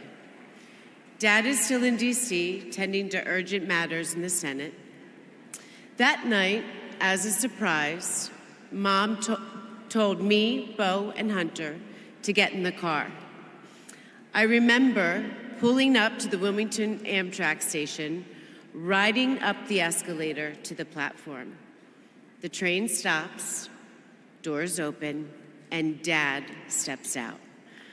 As soon as I saw him, I run down that platform and jump into his arms. Like magic, Mom brought out a cake, they sang happy birthday, and I blew out the candles. Dad hugged me, and he said that he had to get back to work. He crossed to the southbound train, and off he went to D.C. That was a snapshot of one moment, of one day, on this extraordinary journey of being Joe Biden's daughter.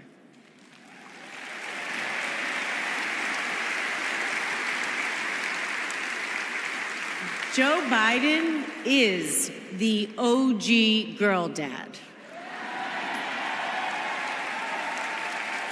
He told me I could be anything and I could do anything. As a child, I would sit on the leather chair in his office doing my homework, and he would sit next to me doing his work, drafting the Violence Against Women Act.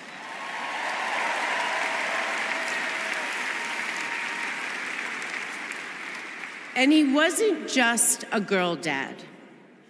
I could see that he valued and trusted women. How he listened to his mother, how he believed in his sister, and most of all, how he respected my mother's career. Dad was always there, doing everything he could to be a true partner to her. Dad, you always tell us, but we don't tell you enough, that you are the love of our lives and the life of our love.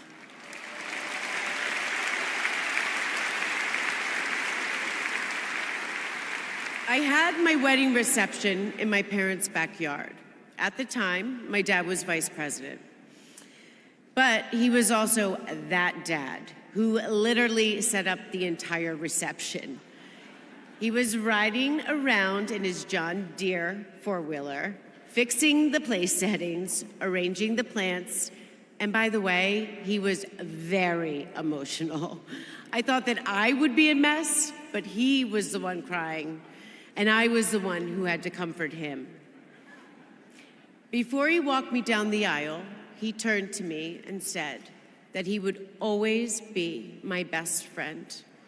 All these years later, Dad, you are still my best friend.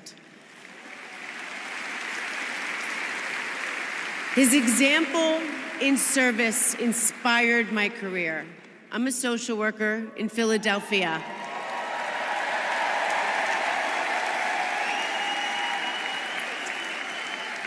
I support formerly incarcerated women as they heal from past trauma and they reclaim their lives. Dad always told me that I was no better than anybody else and nobody was better than me. He taught me that everyone deserves a fair shot and that we shouldn't leave anyone behind. That's what you learn from a fighter who has been underestimated his entire life. When I look at Dad, I see grace, strength, and humility. I see one of the most consequential leaders ever in history.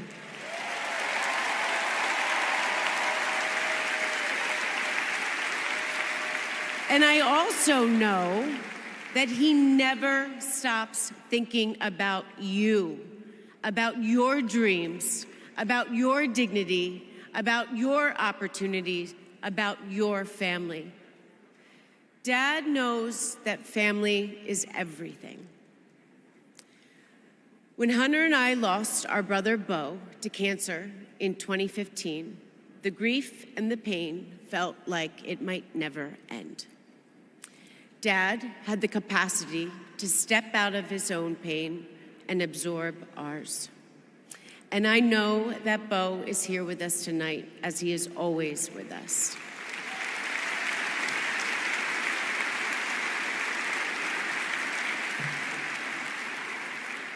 After Bo passed, I got this tattoo on my wrist. It says, "Courage, dear heart." A reminder to myself to keep going, to get back up, like my dad has always done. He has taught me that a courageous heart is a miraculous thing. A courageous heart can heal a family. A courageous heart can heal a nation, and maybe even the world. And now, this election requires the courageous hearts of all of us. In 2020, my dad selected Kamala Harris to beat Donald Trump. And he knows in 2024, she will beat Donald Trump again.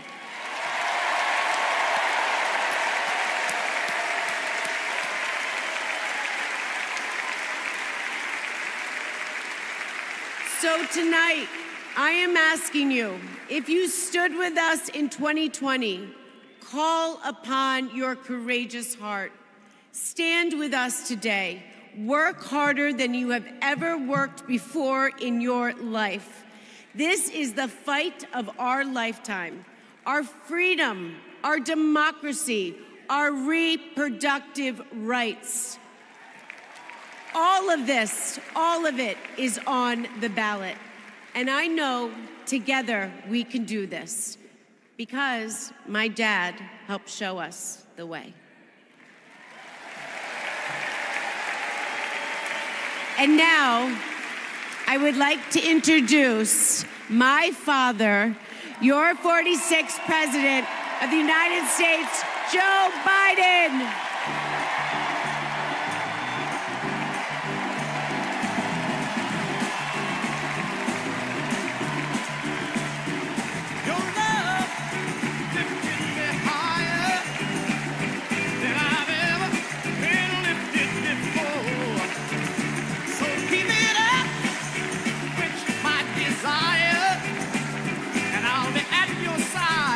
For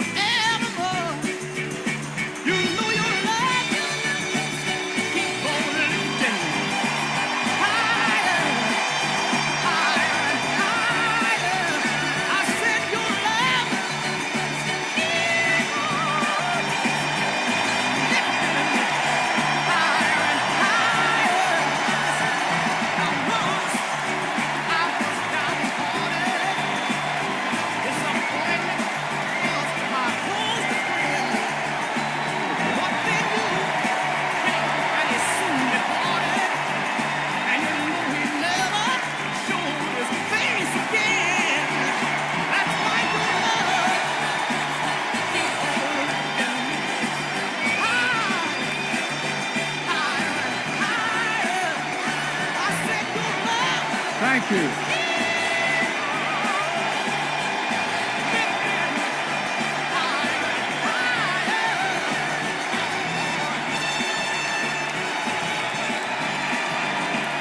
Thank you.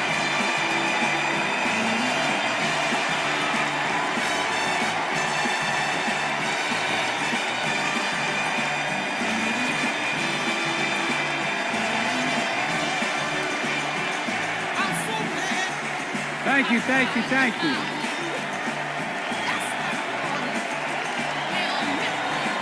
Thank you.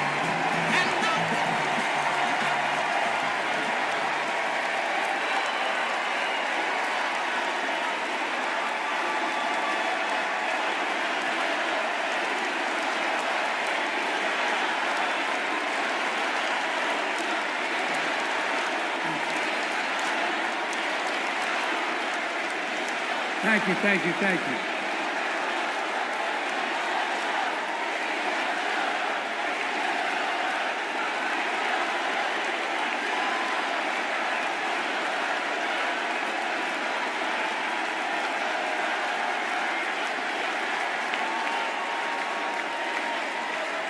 Thank you, thank you, thank you.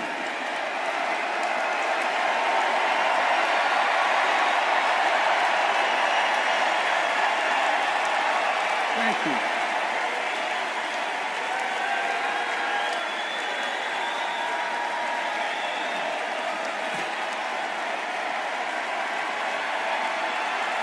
Thank you.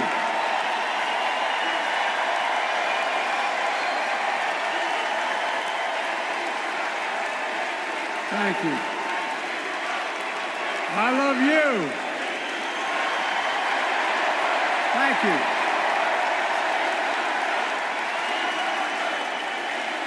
Thank you, thank you, thank you.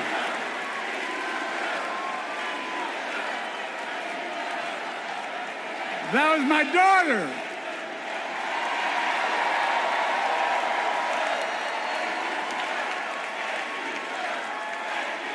Thank you.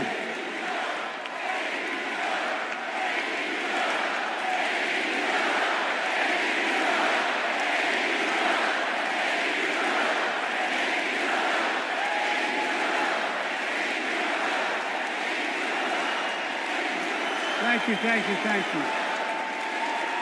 Thank you. Thank you for so. I tell you what.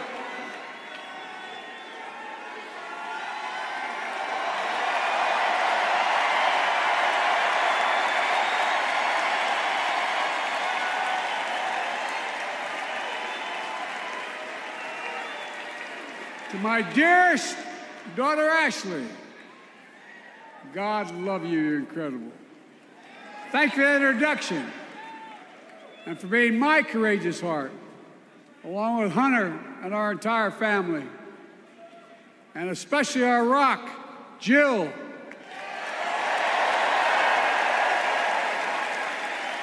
Who, as those of you who know us, she still leaves me both breathless and speechless.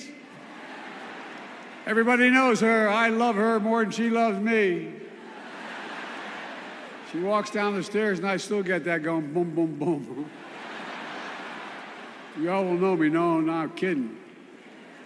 Let's give a special round of applause to our First Lady, Jill Biden.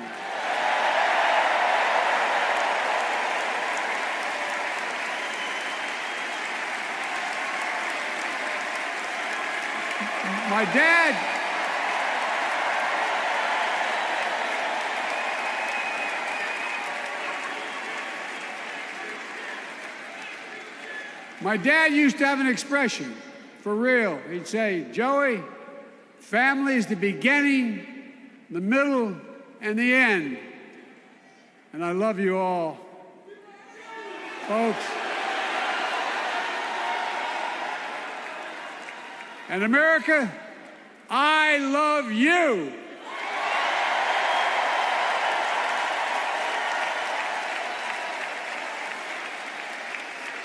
Folks, let me ask you.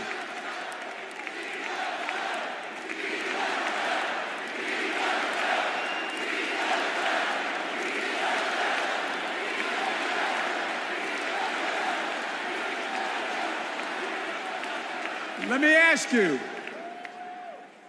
are you ready to vote for freedom?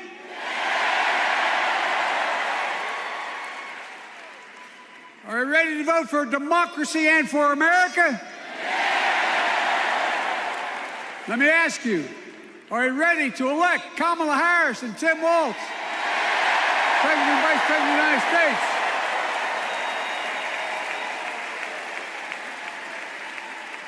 My fellow Democrats, my fellow Americans, nearly 4 years ago, in winter, on the steps of the Capitol, on a cold January day, I raised my right hand and I swore an oath to you and to God to preserve, protect, and defend the Constitution and to faithfully execute the office of the President of the United States. In front of me was the city surrounded by the National Guard.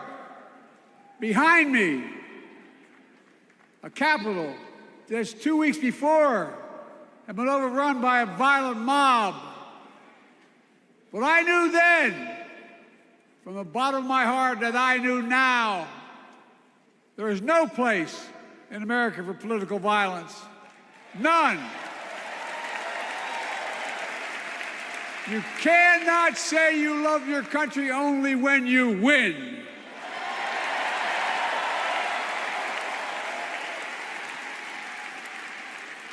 In that moment, I wasn't looking to the past. I was looking to the future. I spoke of the work at hand, the moment we had to meet. It was, as I told you then, a winter of peril and possibility. Of peril and possibility. We're in the grip of a once-in-a-century pandemic, historic joblessness, a call for racial justice long overdue,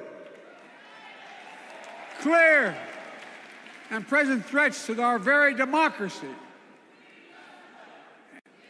Thank you.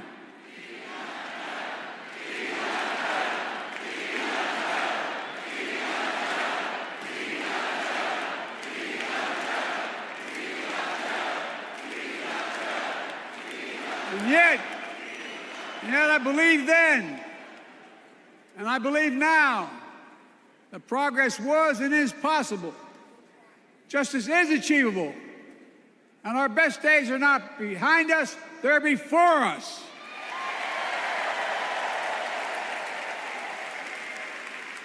Now it's summer. The winter has passed. And with a grateful heart, I stand before you now on this August night to report that democracy has prevailed. Democracy has delivered. And now democracy must be preserved.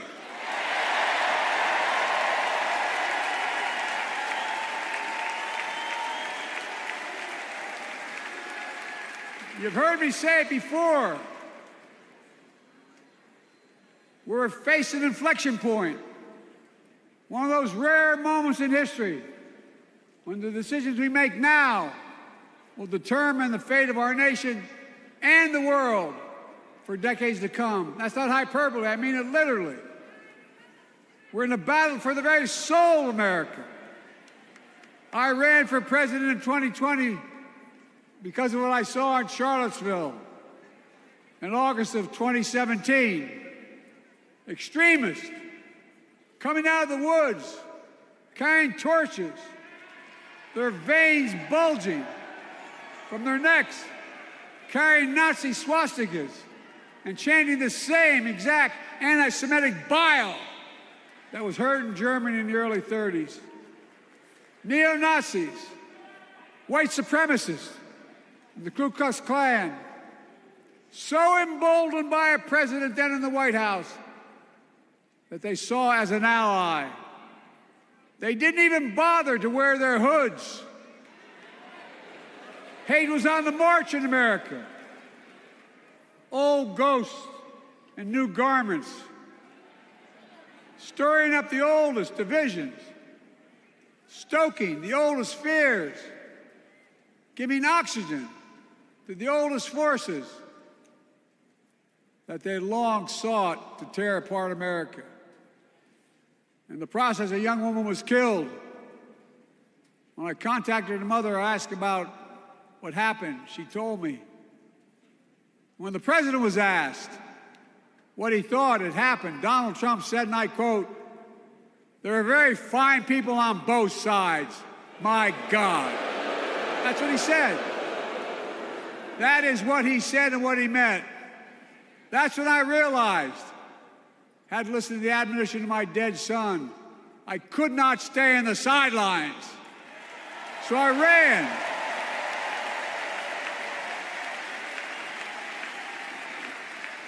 Because I had no intention of running again. I just lost part of my soul. But I ran with a deep conviction. In America, I know and believe in an America where honesty, dignity, decency still matter. An America where everyone has a fair shot and hate has no safe harbor.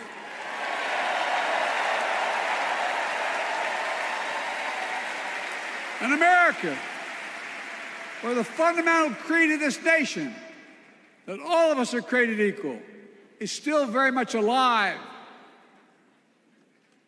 And a broad coalition of Americans joined with me. 81 million voters voted for us. More than any time in all of history. Because of all of you in this room and others, we came together in 2020 to save democracy.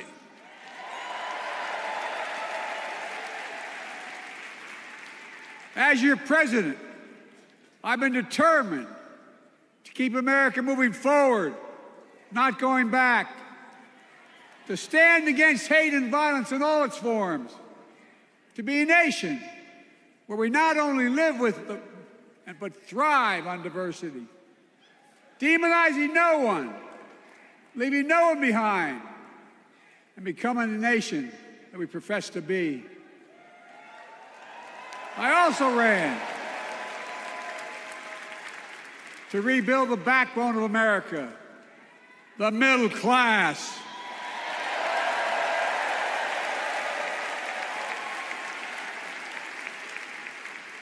I made a commitment to you that I be a president for all Americans, whether you voted for me or not. We have done that. Studies show the major bills we have passed actually delivered more to red states than blue. Because the job of the president is to deliver to all of America.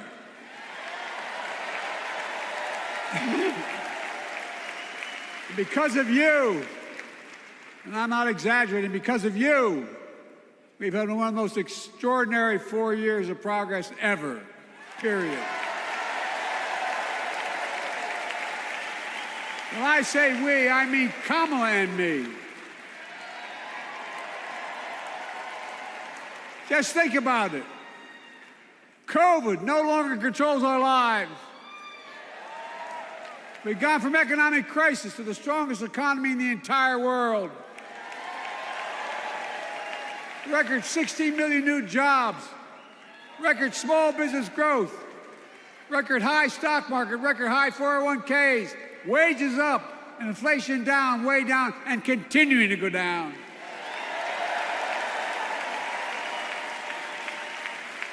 The smallest racial wealth gap in 20 years. And yes,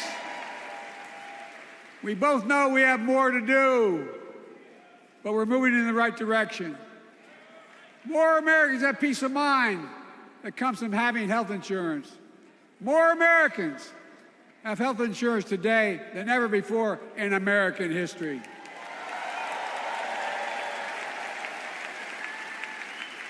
And after, as a young senator beginning to fight for 50 years to give Medicare the power to negotiate lower prescription drug prices, we finally beat Big Pharma.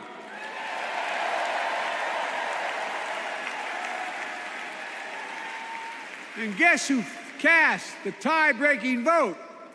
Vice President, soon-to-be President Kamala Harris.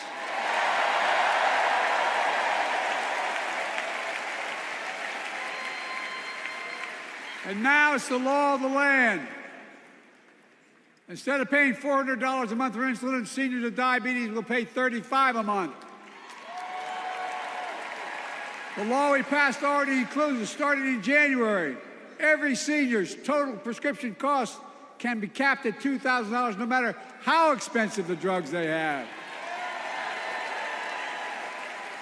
And what we don't focus on, and our Republican friends don't seem to understand, our reforms don't just save seniors money, they save the American taxpayers money.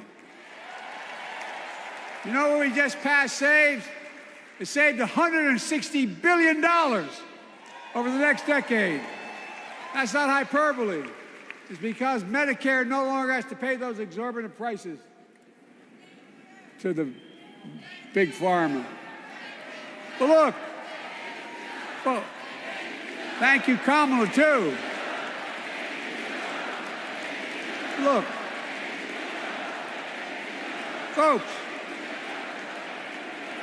how can we have the strongest economy in the world without the best infrastructure in the world? Donald Trump promised Infrastructure Week every week for 4 years, and he never built a damn thing.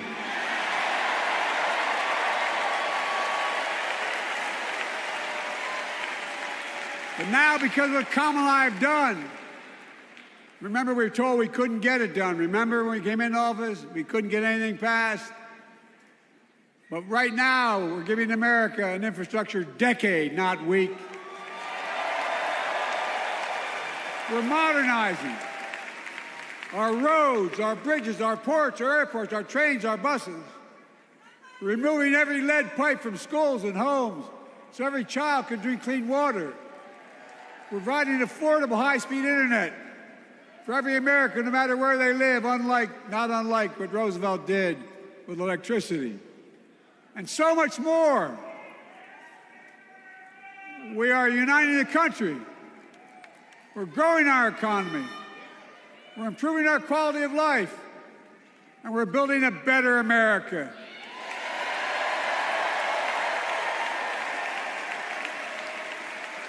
Because that's who we are. How can we be the strongest nation in the world without leading the world in science and technology?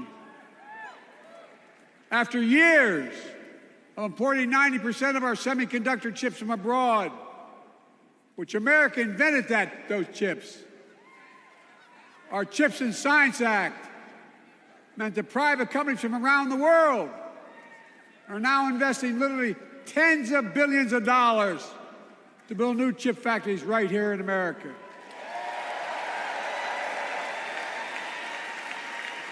And over that period, they'll create tens of thousands of jobs. And many of those jobs in the so-called fabs, the buildings that make the chips, that are being constructed now. And guess what?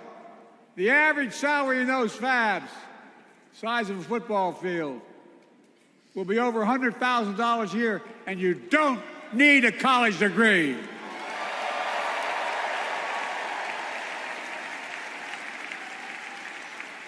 Because of you and so many electeds out there, American manufacturing is back. Where the hell does it say we wouldn't lead the world in manufacturing? 800,000 new manufacturing jobs.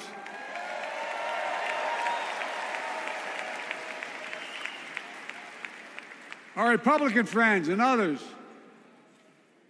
made sure they'd go abroad to get the cheapest labor. We used to import products and export jobs. Now we export American products and create American jobs right here in America, where jobs belong. With every new job, with every new factory, pride and hope is being brought back to communities throughout the country that were left behind. You know you're from them, many of you. You know what it's like when that factory closed, where your mother, your father, your grandmother, grandfather worked. And now you're back, providing once again, proving Wall Street didn't build America. The middle class built America, and unions built the middle class.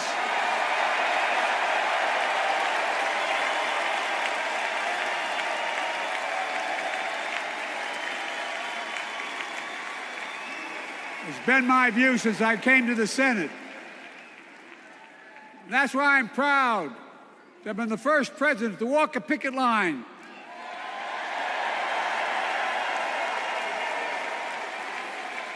And be labeled the most pro-union president in history, and I accept it.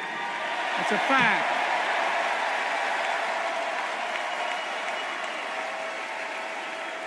Because when unions do well, we all do well.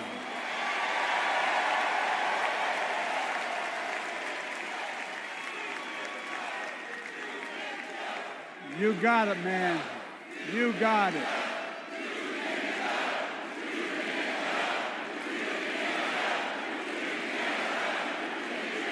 I agree. I'm proud. Look, remember he told we couldn't get anything done because we couldn't get anything done in the Congress? Well, with your support, we passed the most significant climate law in the history of mankind.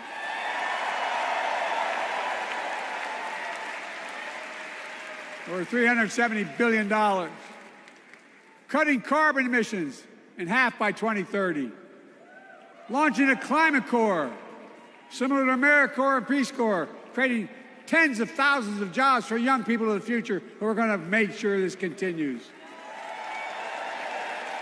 Creating hundreds of thousands of jobs in clean energy for American workers, including the IBEW installing 500,000 charging stations all across America. And in the process, reducing carbon emissions.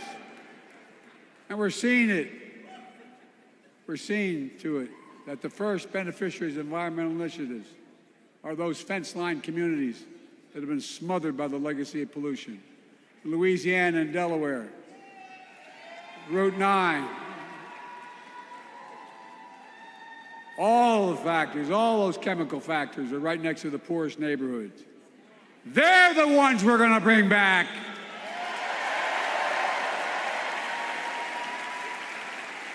And how? How can we be the greatest nation in the world without the best education system in the world? Donald Trump and the Republican friends, they not only can't think, they can't read very well. Seriously, think about it. Look at their Project 2025. They want to do away with the Department of Education. Well, during the pandemic, Kamala and I helped states and cities get back their schools back open. And we gave public school teachers a raise.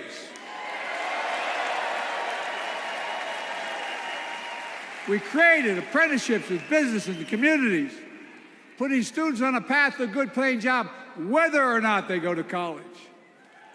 And by the way, we're making college a hell of a lot more affordable. Increasing Pell Grants by $900. Over $15 billion to HBCUs. Minority service education, including Hispanic institutions and tribal colleges. We kept our commitment to provide more student relief than ever by lifting the burden of helping millions of families so they could get married, start a family, buy a home, and begin to build family wealth and contribute to the community and grow our economy. It's not costing us, it's creating more wealth. We fundamentally transformed how our economy grows, from the middle out and the bottom up instead of the top down.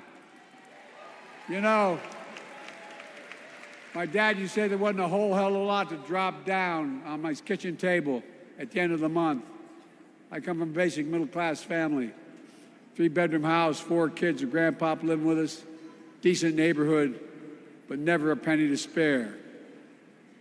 And look, that top-down notion never worked. A lot of Democrats didn't think it thought it worked, but it doesn't. And when we did all that, what we've done, everybody can do well. Everybody.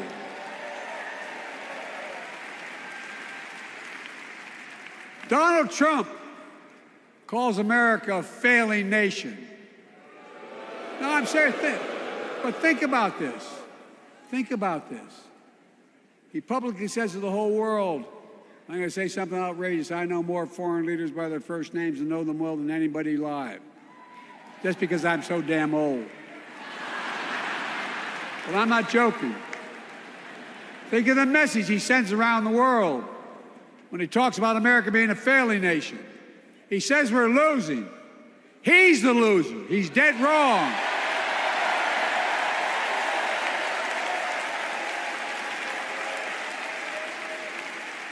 Many of you are very successful people who travel the world. Name me a country in the world that doesn't think we're the leading nation in the world.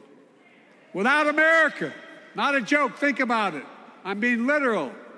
Who could lead the world other than the United States of America? Well, guess what? America's winning, and the world's better off for it. America's more prosperous, and Americans are safer today than they were under Donald Trump. Trump continues to lie about crime in America, like everything else. Guess what? On his watch, the murder rate went up 30%, the biggest increase in history. Meanwhile, we made the largest investment, Kamala and I, in public safety ever. Now, the murder rate is falling faster than any time in history. Violent crime has dropped to the lowest level of more than 50 years. And crime will keep coming down when we put a prosecutor in the Oval Office instead of a convicted felon.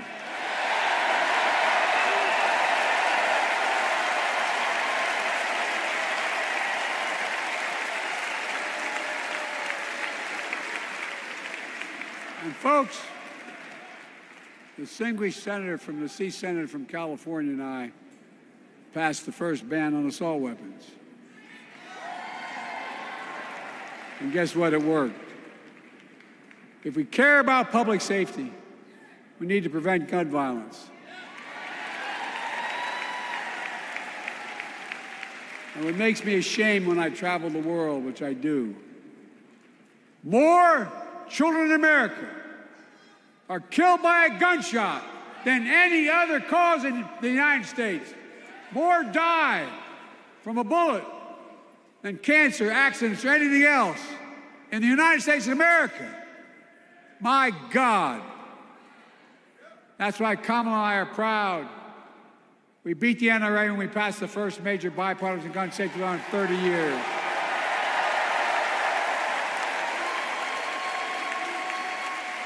I'm serious. That comes from here. And now it's time to ban assault weapons again. And demand universal background checks.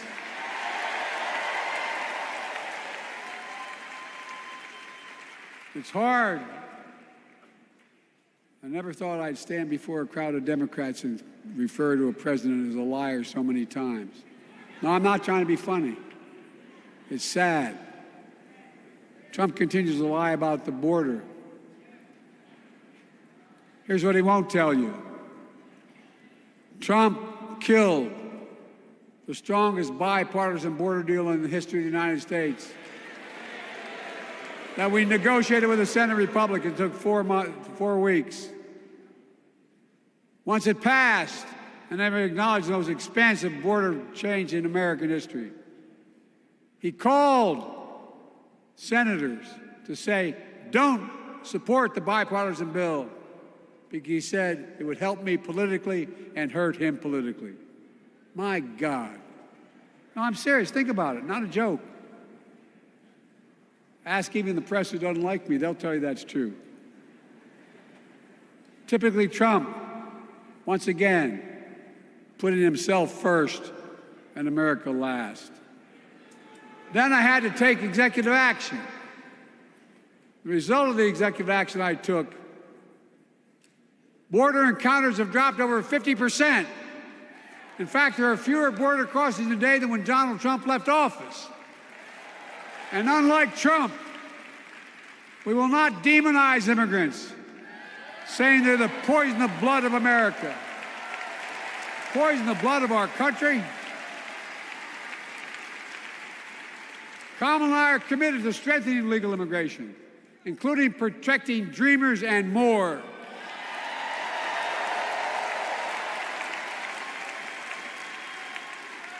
And here's what else I believe in: protecting your freedom to vote, your freedom to love who you love,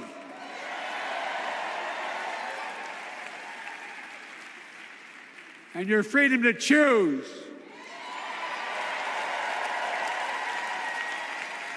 In its decision overturning Roe v. Wade, as you heard earlier tonight, the United States Supreme Court majority wrote the following, quote, "Women are not without electoral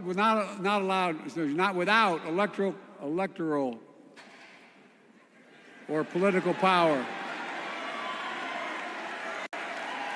No kidding. MAGA Republicans found out the power of women in 2022. And Donald Trump is going to find out the power of women in 2024.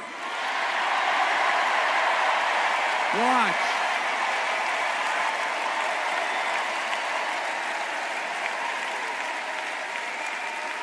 And where Trump and his mega Republican right-wingers seek to erase history, we Democrats continue to write history and make more history.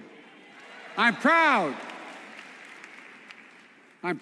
to have kept my commitment to appoint the first black woman to the United States Supreme Court.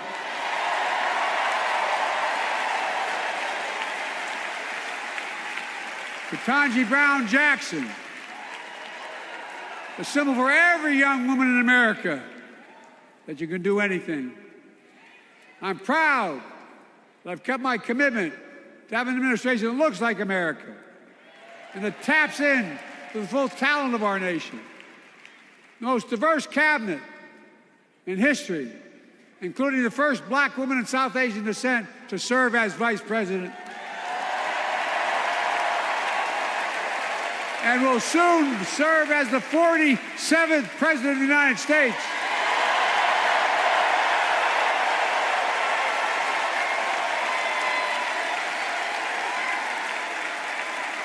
She is good. Look. Thank you, Kamala.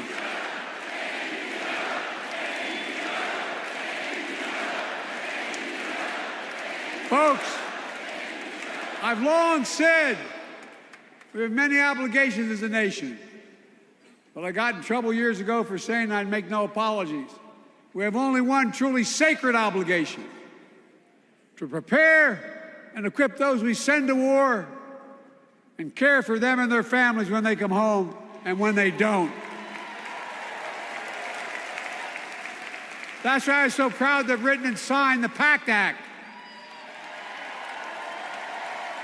one of the most significant laws ever, helping veterans and their families exposed to toxic materials like burn pits in Agent Orange. I was around during the Vietnam War. It's hard. Nobody was able to prove that there's illness was a consequence of Agent Orange.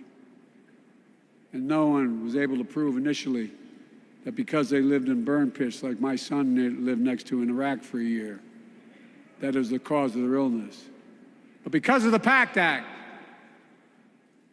a surviving spouse with 2 children is now eligible for a stipend of about $3,000 a month. And those children who lost a parent are eligible for tuition benefits to go to college and to get job training. It's already helping over 1 million veterans and their families just so far. Well, I love them, and I'm so proud of my son's service. We get it. But guess who doesn't get it? and doesn't respect our veterans.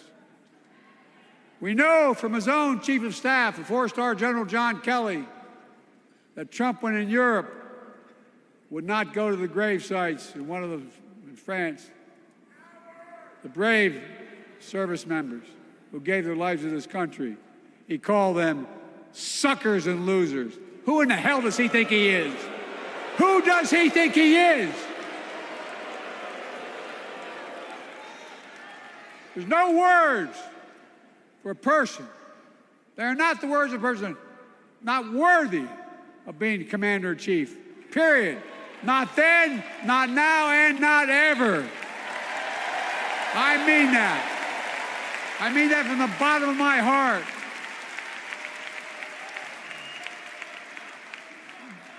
Just as no commander-in-chief should ever bow down to a dictator, the way Trump bows down to Putin.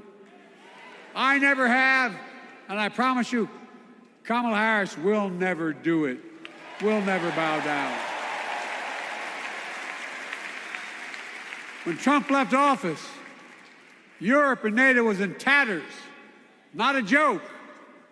America First doctrine changed our whole image in the world. Well, they gave the hours, about 190 hours sum total, even my counterparts or heads of state in Europe, to strengthen NATO. We did. We united Europe like it hadn't been united for years, adding Finland and Sweden to NATO. 10 days before he died, Henry Kissinger called and said, not since Napoleon has Europe not looked over their shoulder at Russia with dread, until now. Until now. Well, guess what? Putin thought he'd take Kyiv in 3 days. 3 years later, Ukraine is still free.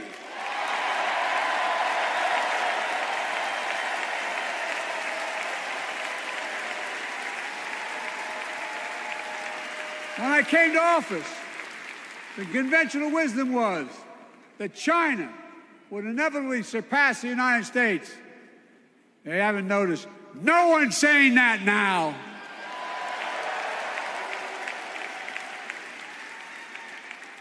And we'll keep working to bring hostages home and end the war in Gaza and bring peace and security to the Middle East.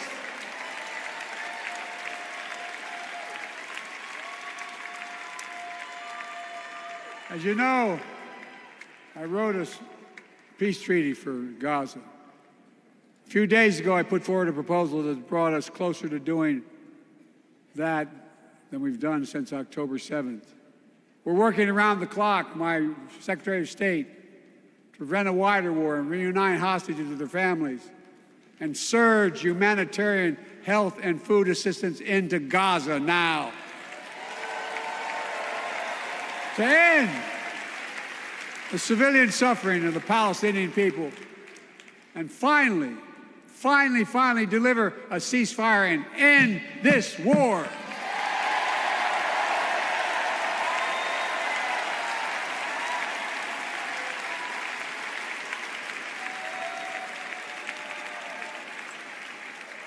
Those protesters out in the street, they have a point. A lot of innocent people are being killed on both sides. Just as we worked around the clock to bring home wrongfully detained Americans and others from Russia in one of the most complicated swaps in history, but they're home. Kamala and I are going to keep working to bring all Americans wrongfully detained around the world home. I mean it. Folks, I've got 5 months left in my presidency. I've got a lot to do. I intend to get it done.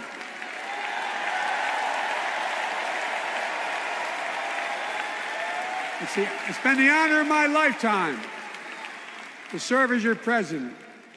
I love the job, but I love my country more. I love my country more. And all this talk about how I'm angry at all those people who said I should step down. That's not true.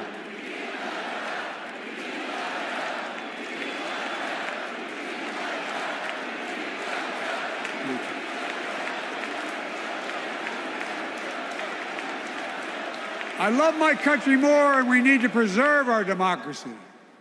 In 2024, we need you to vote. We need you to keep the Senate. We need you to win back the House of Representatives. And above all, we need you to beat Donald Trump.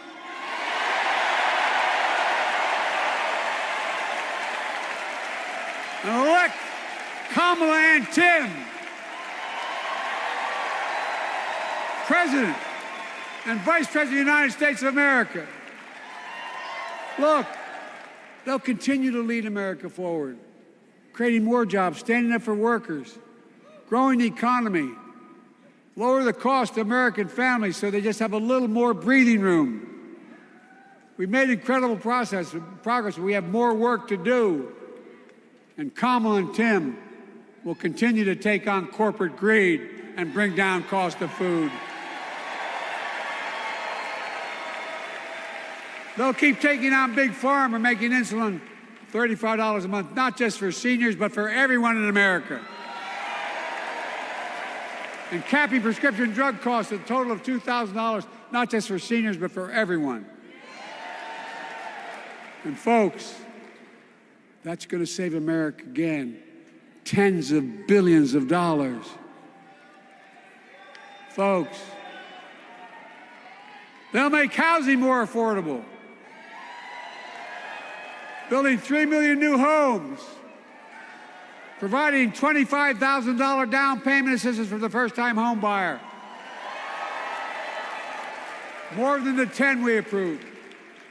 Donald Trump wants a new tax on imported goods, food, gas, clothing, and more. You know what that will cost the average family, according to the experts? $3,900 a year in a tax. No, that's a fact. Kamala and Tim will make the child care tax credit permanent.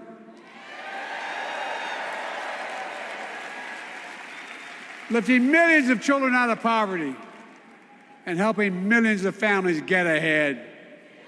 But you know what Trump has?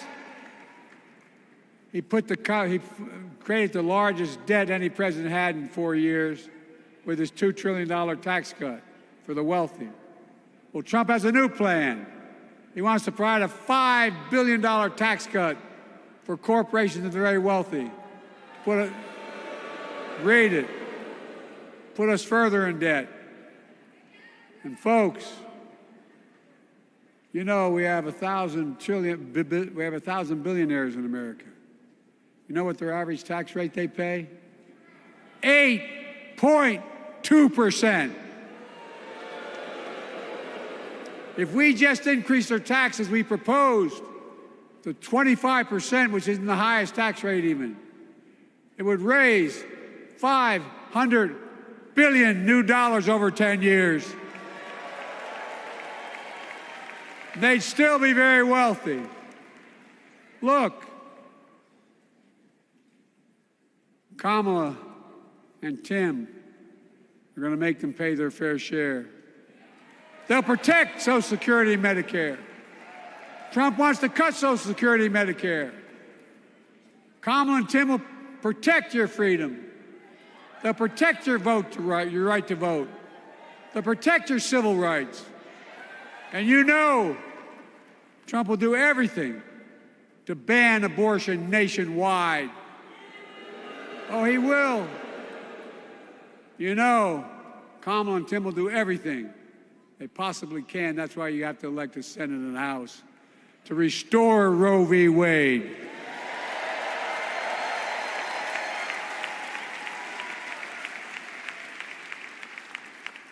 The ancient Greeks taught us that character is destiny. Character is destiny.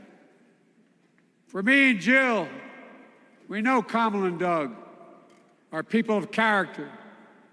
It's been our honor to serve alongside them. And we know that Tim and Gwen Walz are also people of great character. Selecting Kamala was the very first decision I made when I became our nominee. And it was the best decision I made my whole career.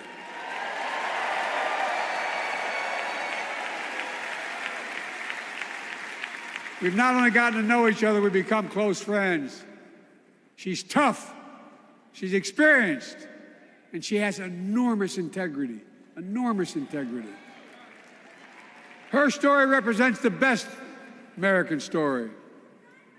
And like many of our best presidents, she was also vice president. That's a joke.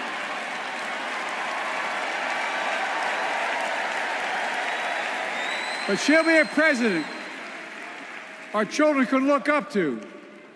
She'll be a president respected by world leaders because she already is.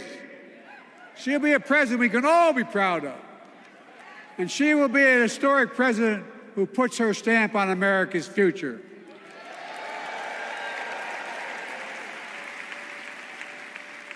This will be the first presidential election since January 6th. On that day, we almost lost everything about who we are as a country. And that threat, this is not hyperbole, that threat is still very much alive. Donald Trump says he will refuse to accept the election result if he loses again. Think about that. He means it. Think about that. He's promising a bloodbath if he loses, in his words. And that he'll be a dictator on day one, in his own words. By the way, this sucker means it. No, I'm not joking. Think about it. Anybody else said that in the past, you'd think he was crazy. He is crazy, but you'd think it was an exaggeration, but he means it. We can't let that happen. Folks, all of us carry a special obligation. Independents, Republicans, Democrats.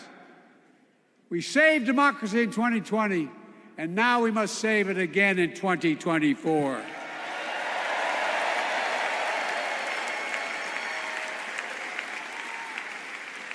The vote of each of us cast this year will determine whether democracy and freedom will prevail. It's that simple. It's that serious. And the power is literally in your hands. History is in your hands. Not hyperbole. It's in your hands. America's future is in your hands. Let me close with this.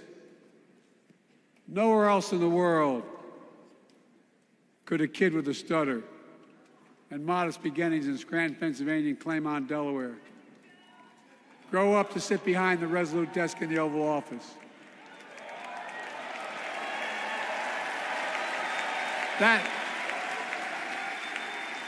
That's because America is and always has been a nation of possibilities.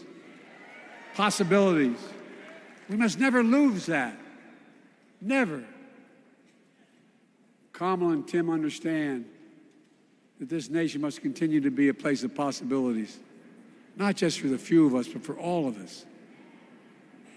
So join me in promising your whole heart to this effort, and where my heart will be.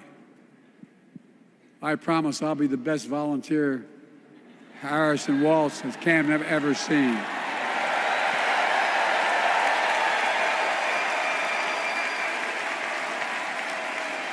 Each of us has a part in the American story. For me and my family, there's a song that means a lot to us, that captures the best of who we are as a nation. The song is called American Anthem. There's one verse that stands out, and I can't sing worth a damn, so I'm not going to try. I'll just quote it. The work and prayers of centuries have brought us to this day. What shall our legacy be? What will our children say? Let me know in my heart, when my days are through, America America, I gave my best to you.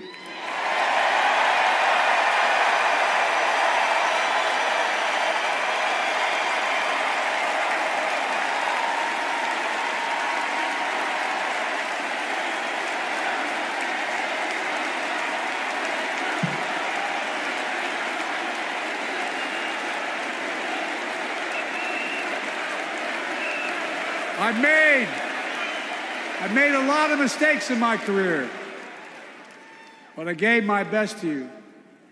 For 50 years, like many of you, I've given my heart and soul to our nation.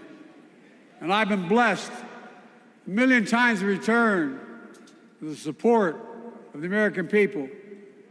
I've either been too young to be in the Senate because I wasn't 30 yet, and too old to stay as president. But I hope you know how grateful I am to all of you. I can honestly say, and I mean this from the bottom, give you my word as a Biden, I can honestly say I'm more optimistic about the future than I was when I was elected as a 29-year-old United States Senator. I mean it. Folks, we just have to remember who we are. We're the United States of America.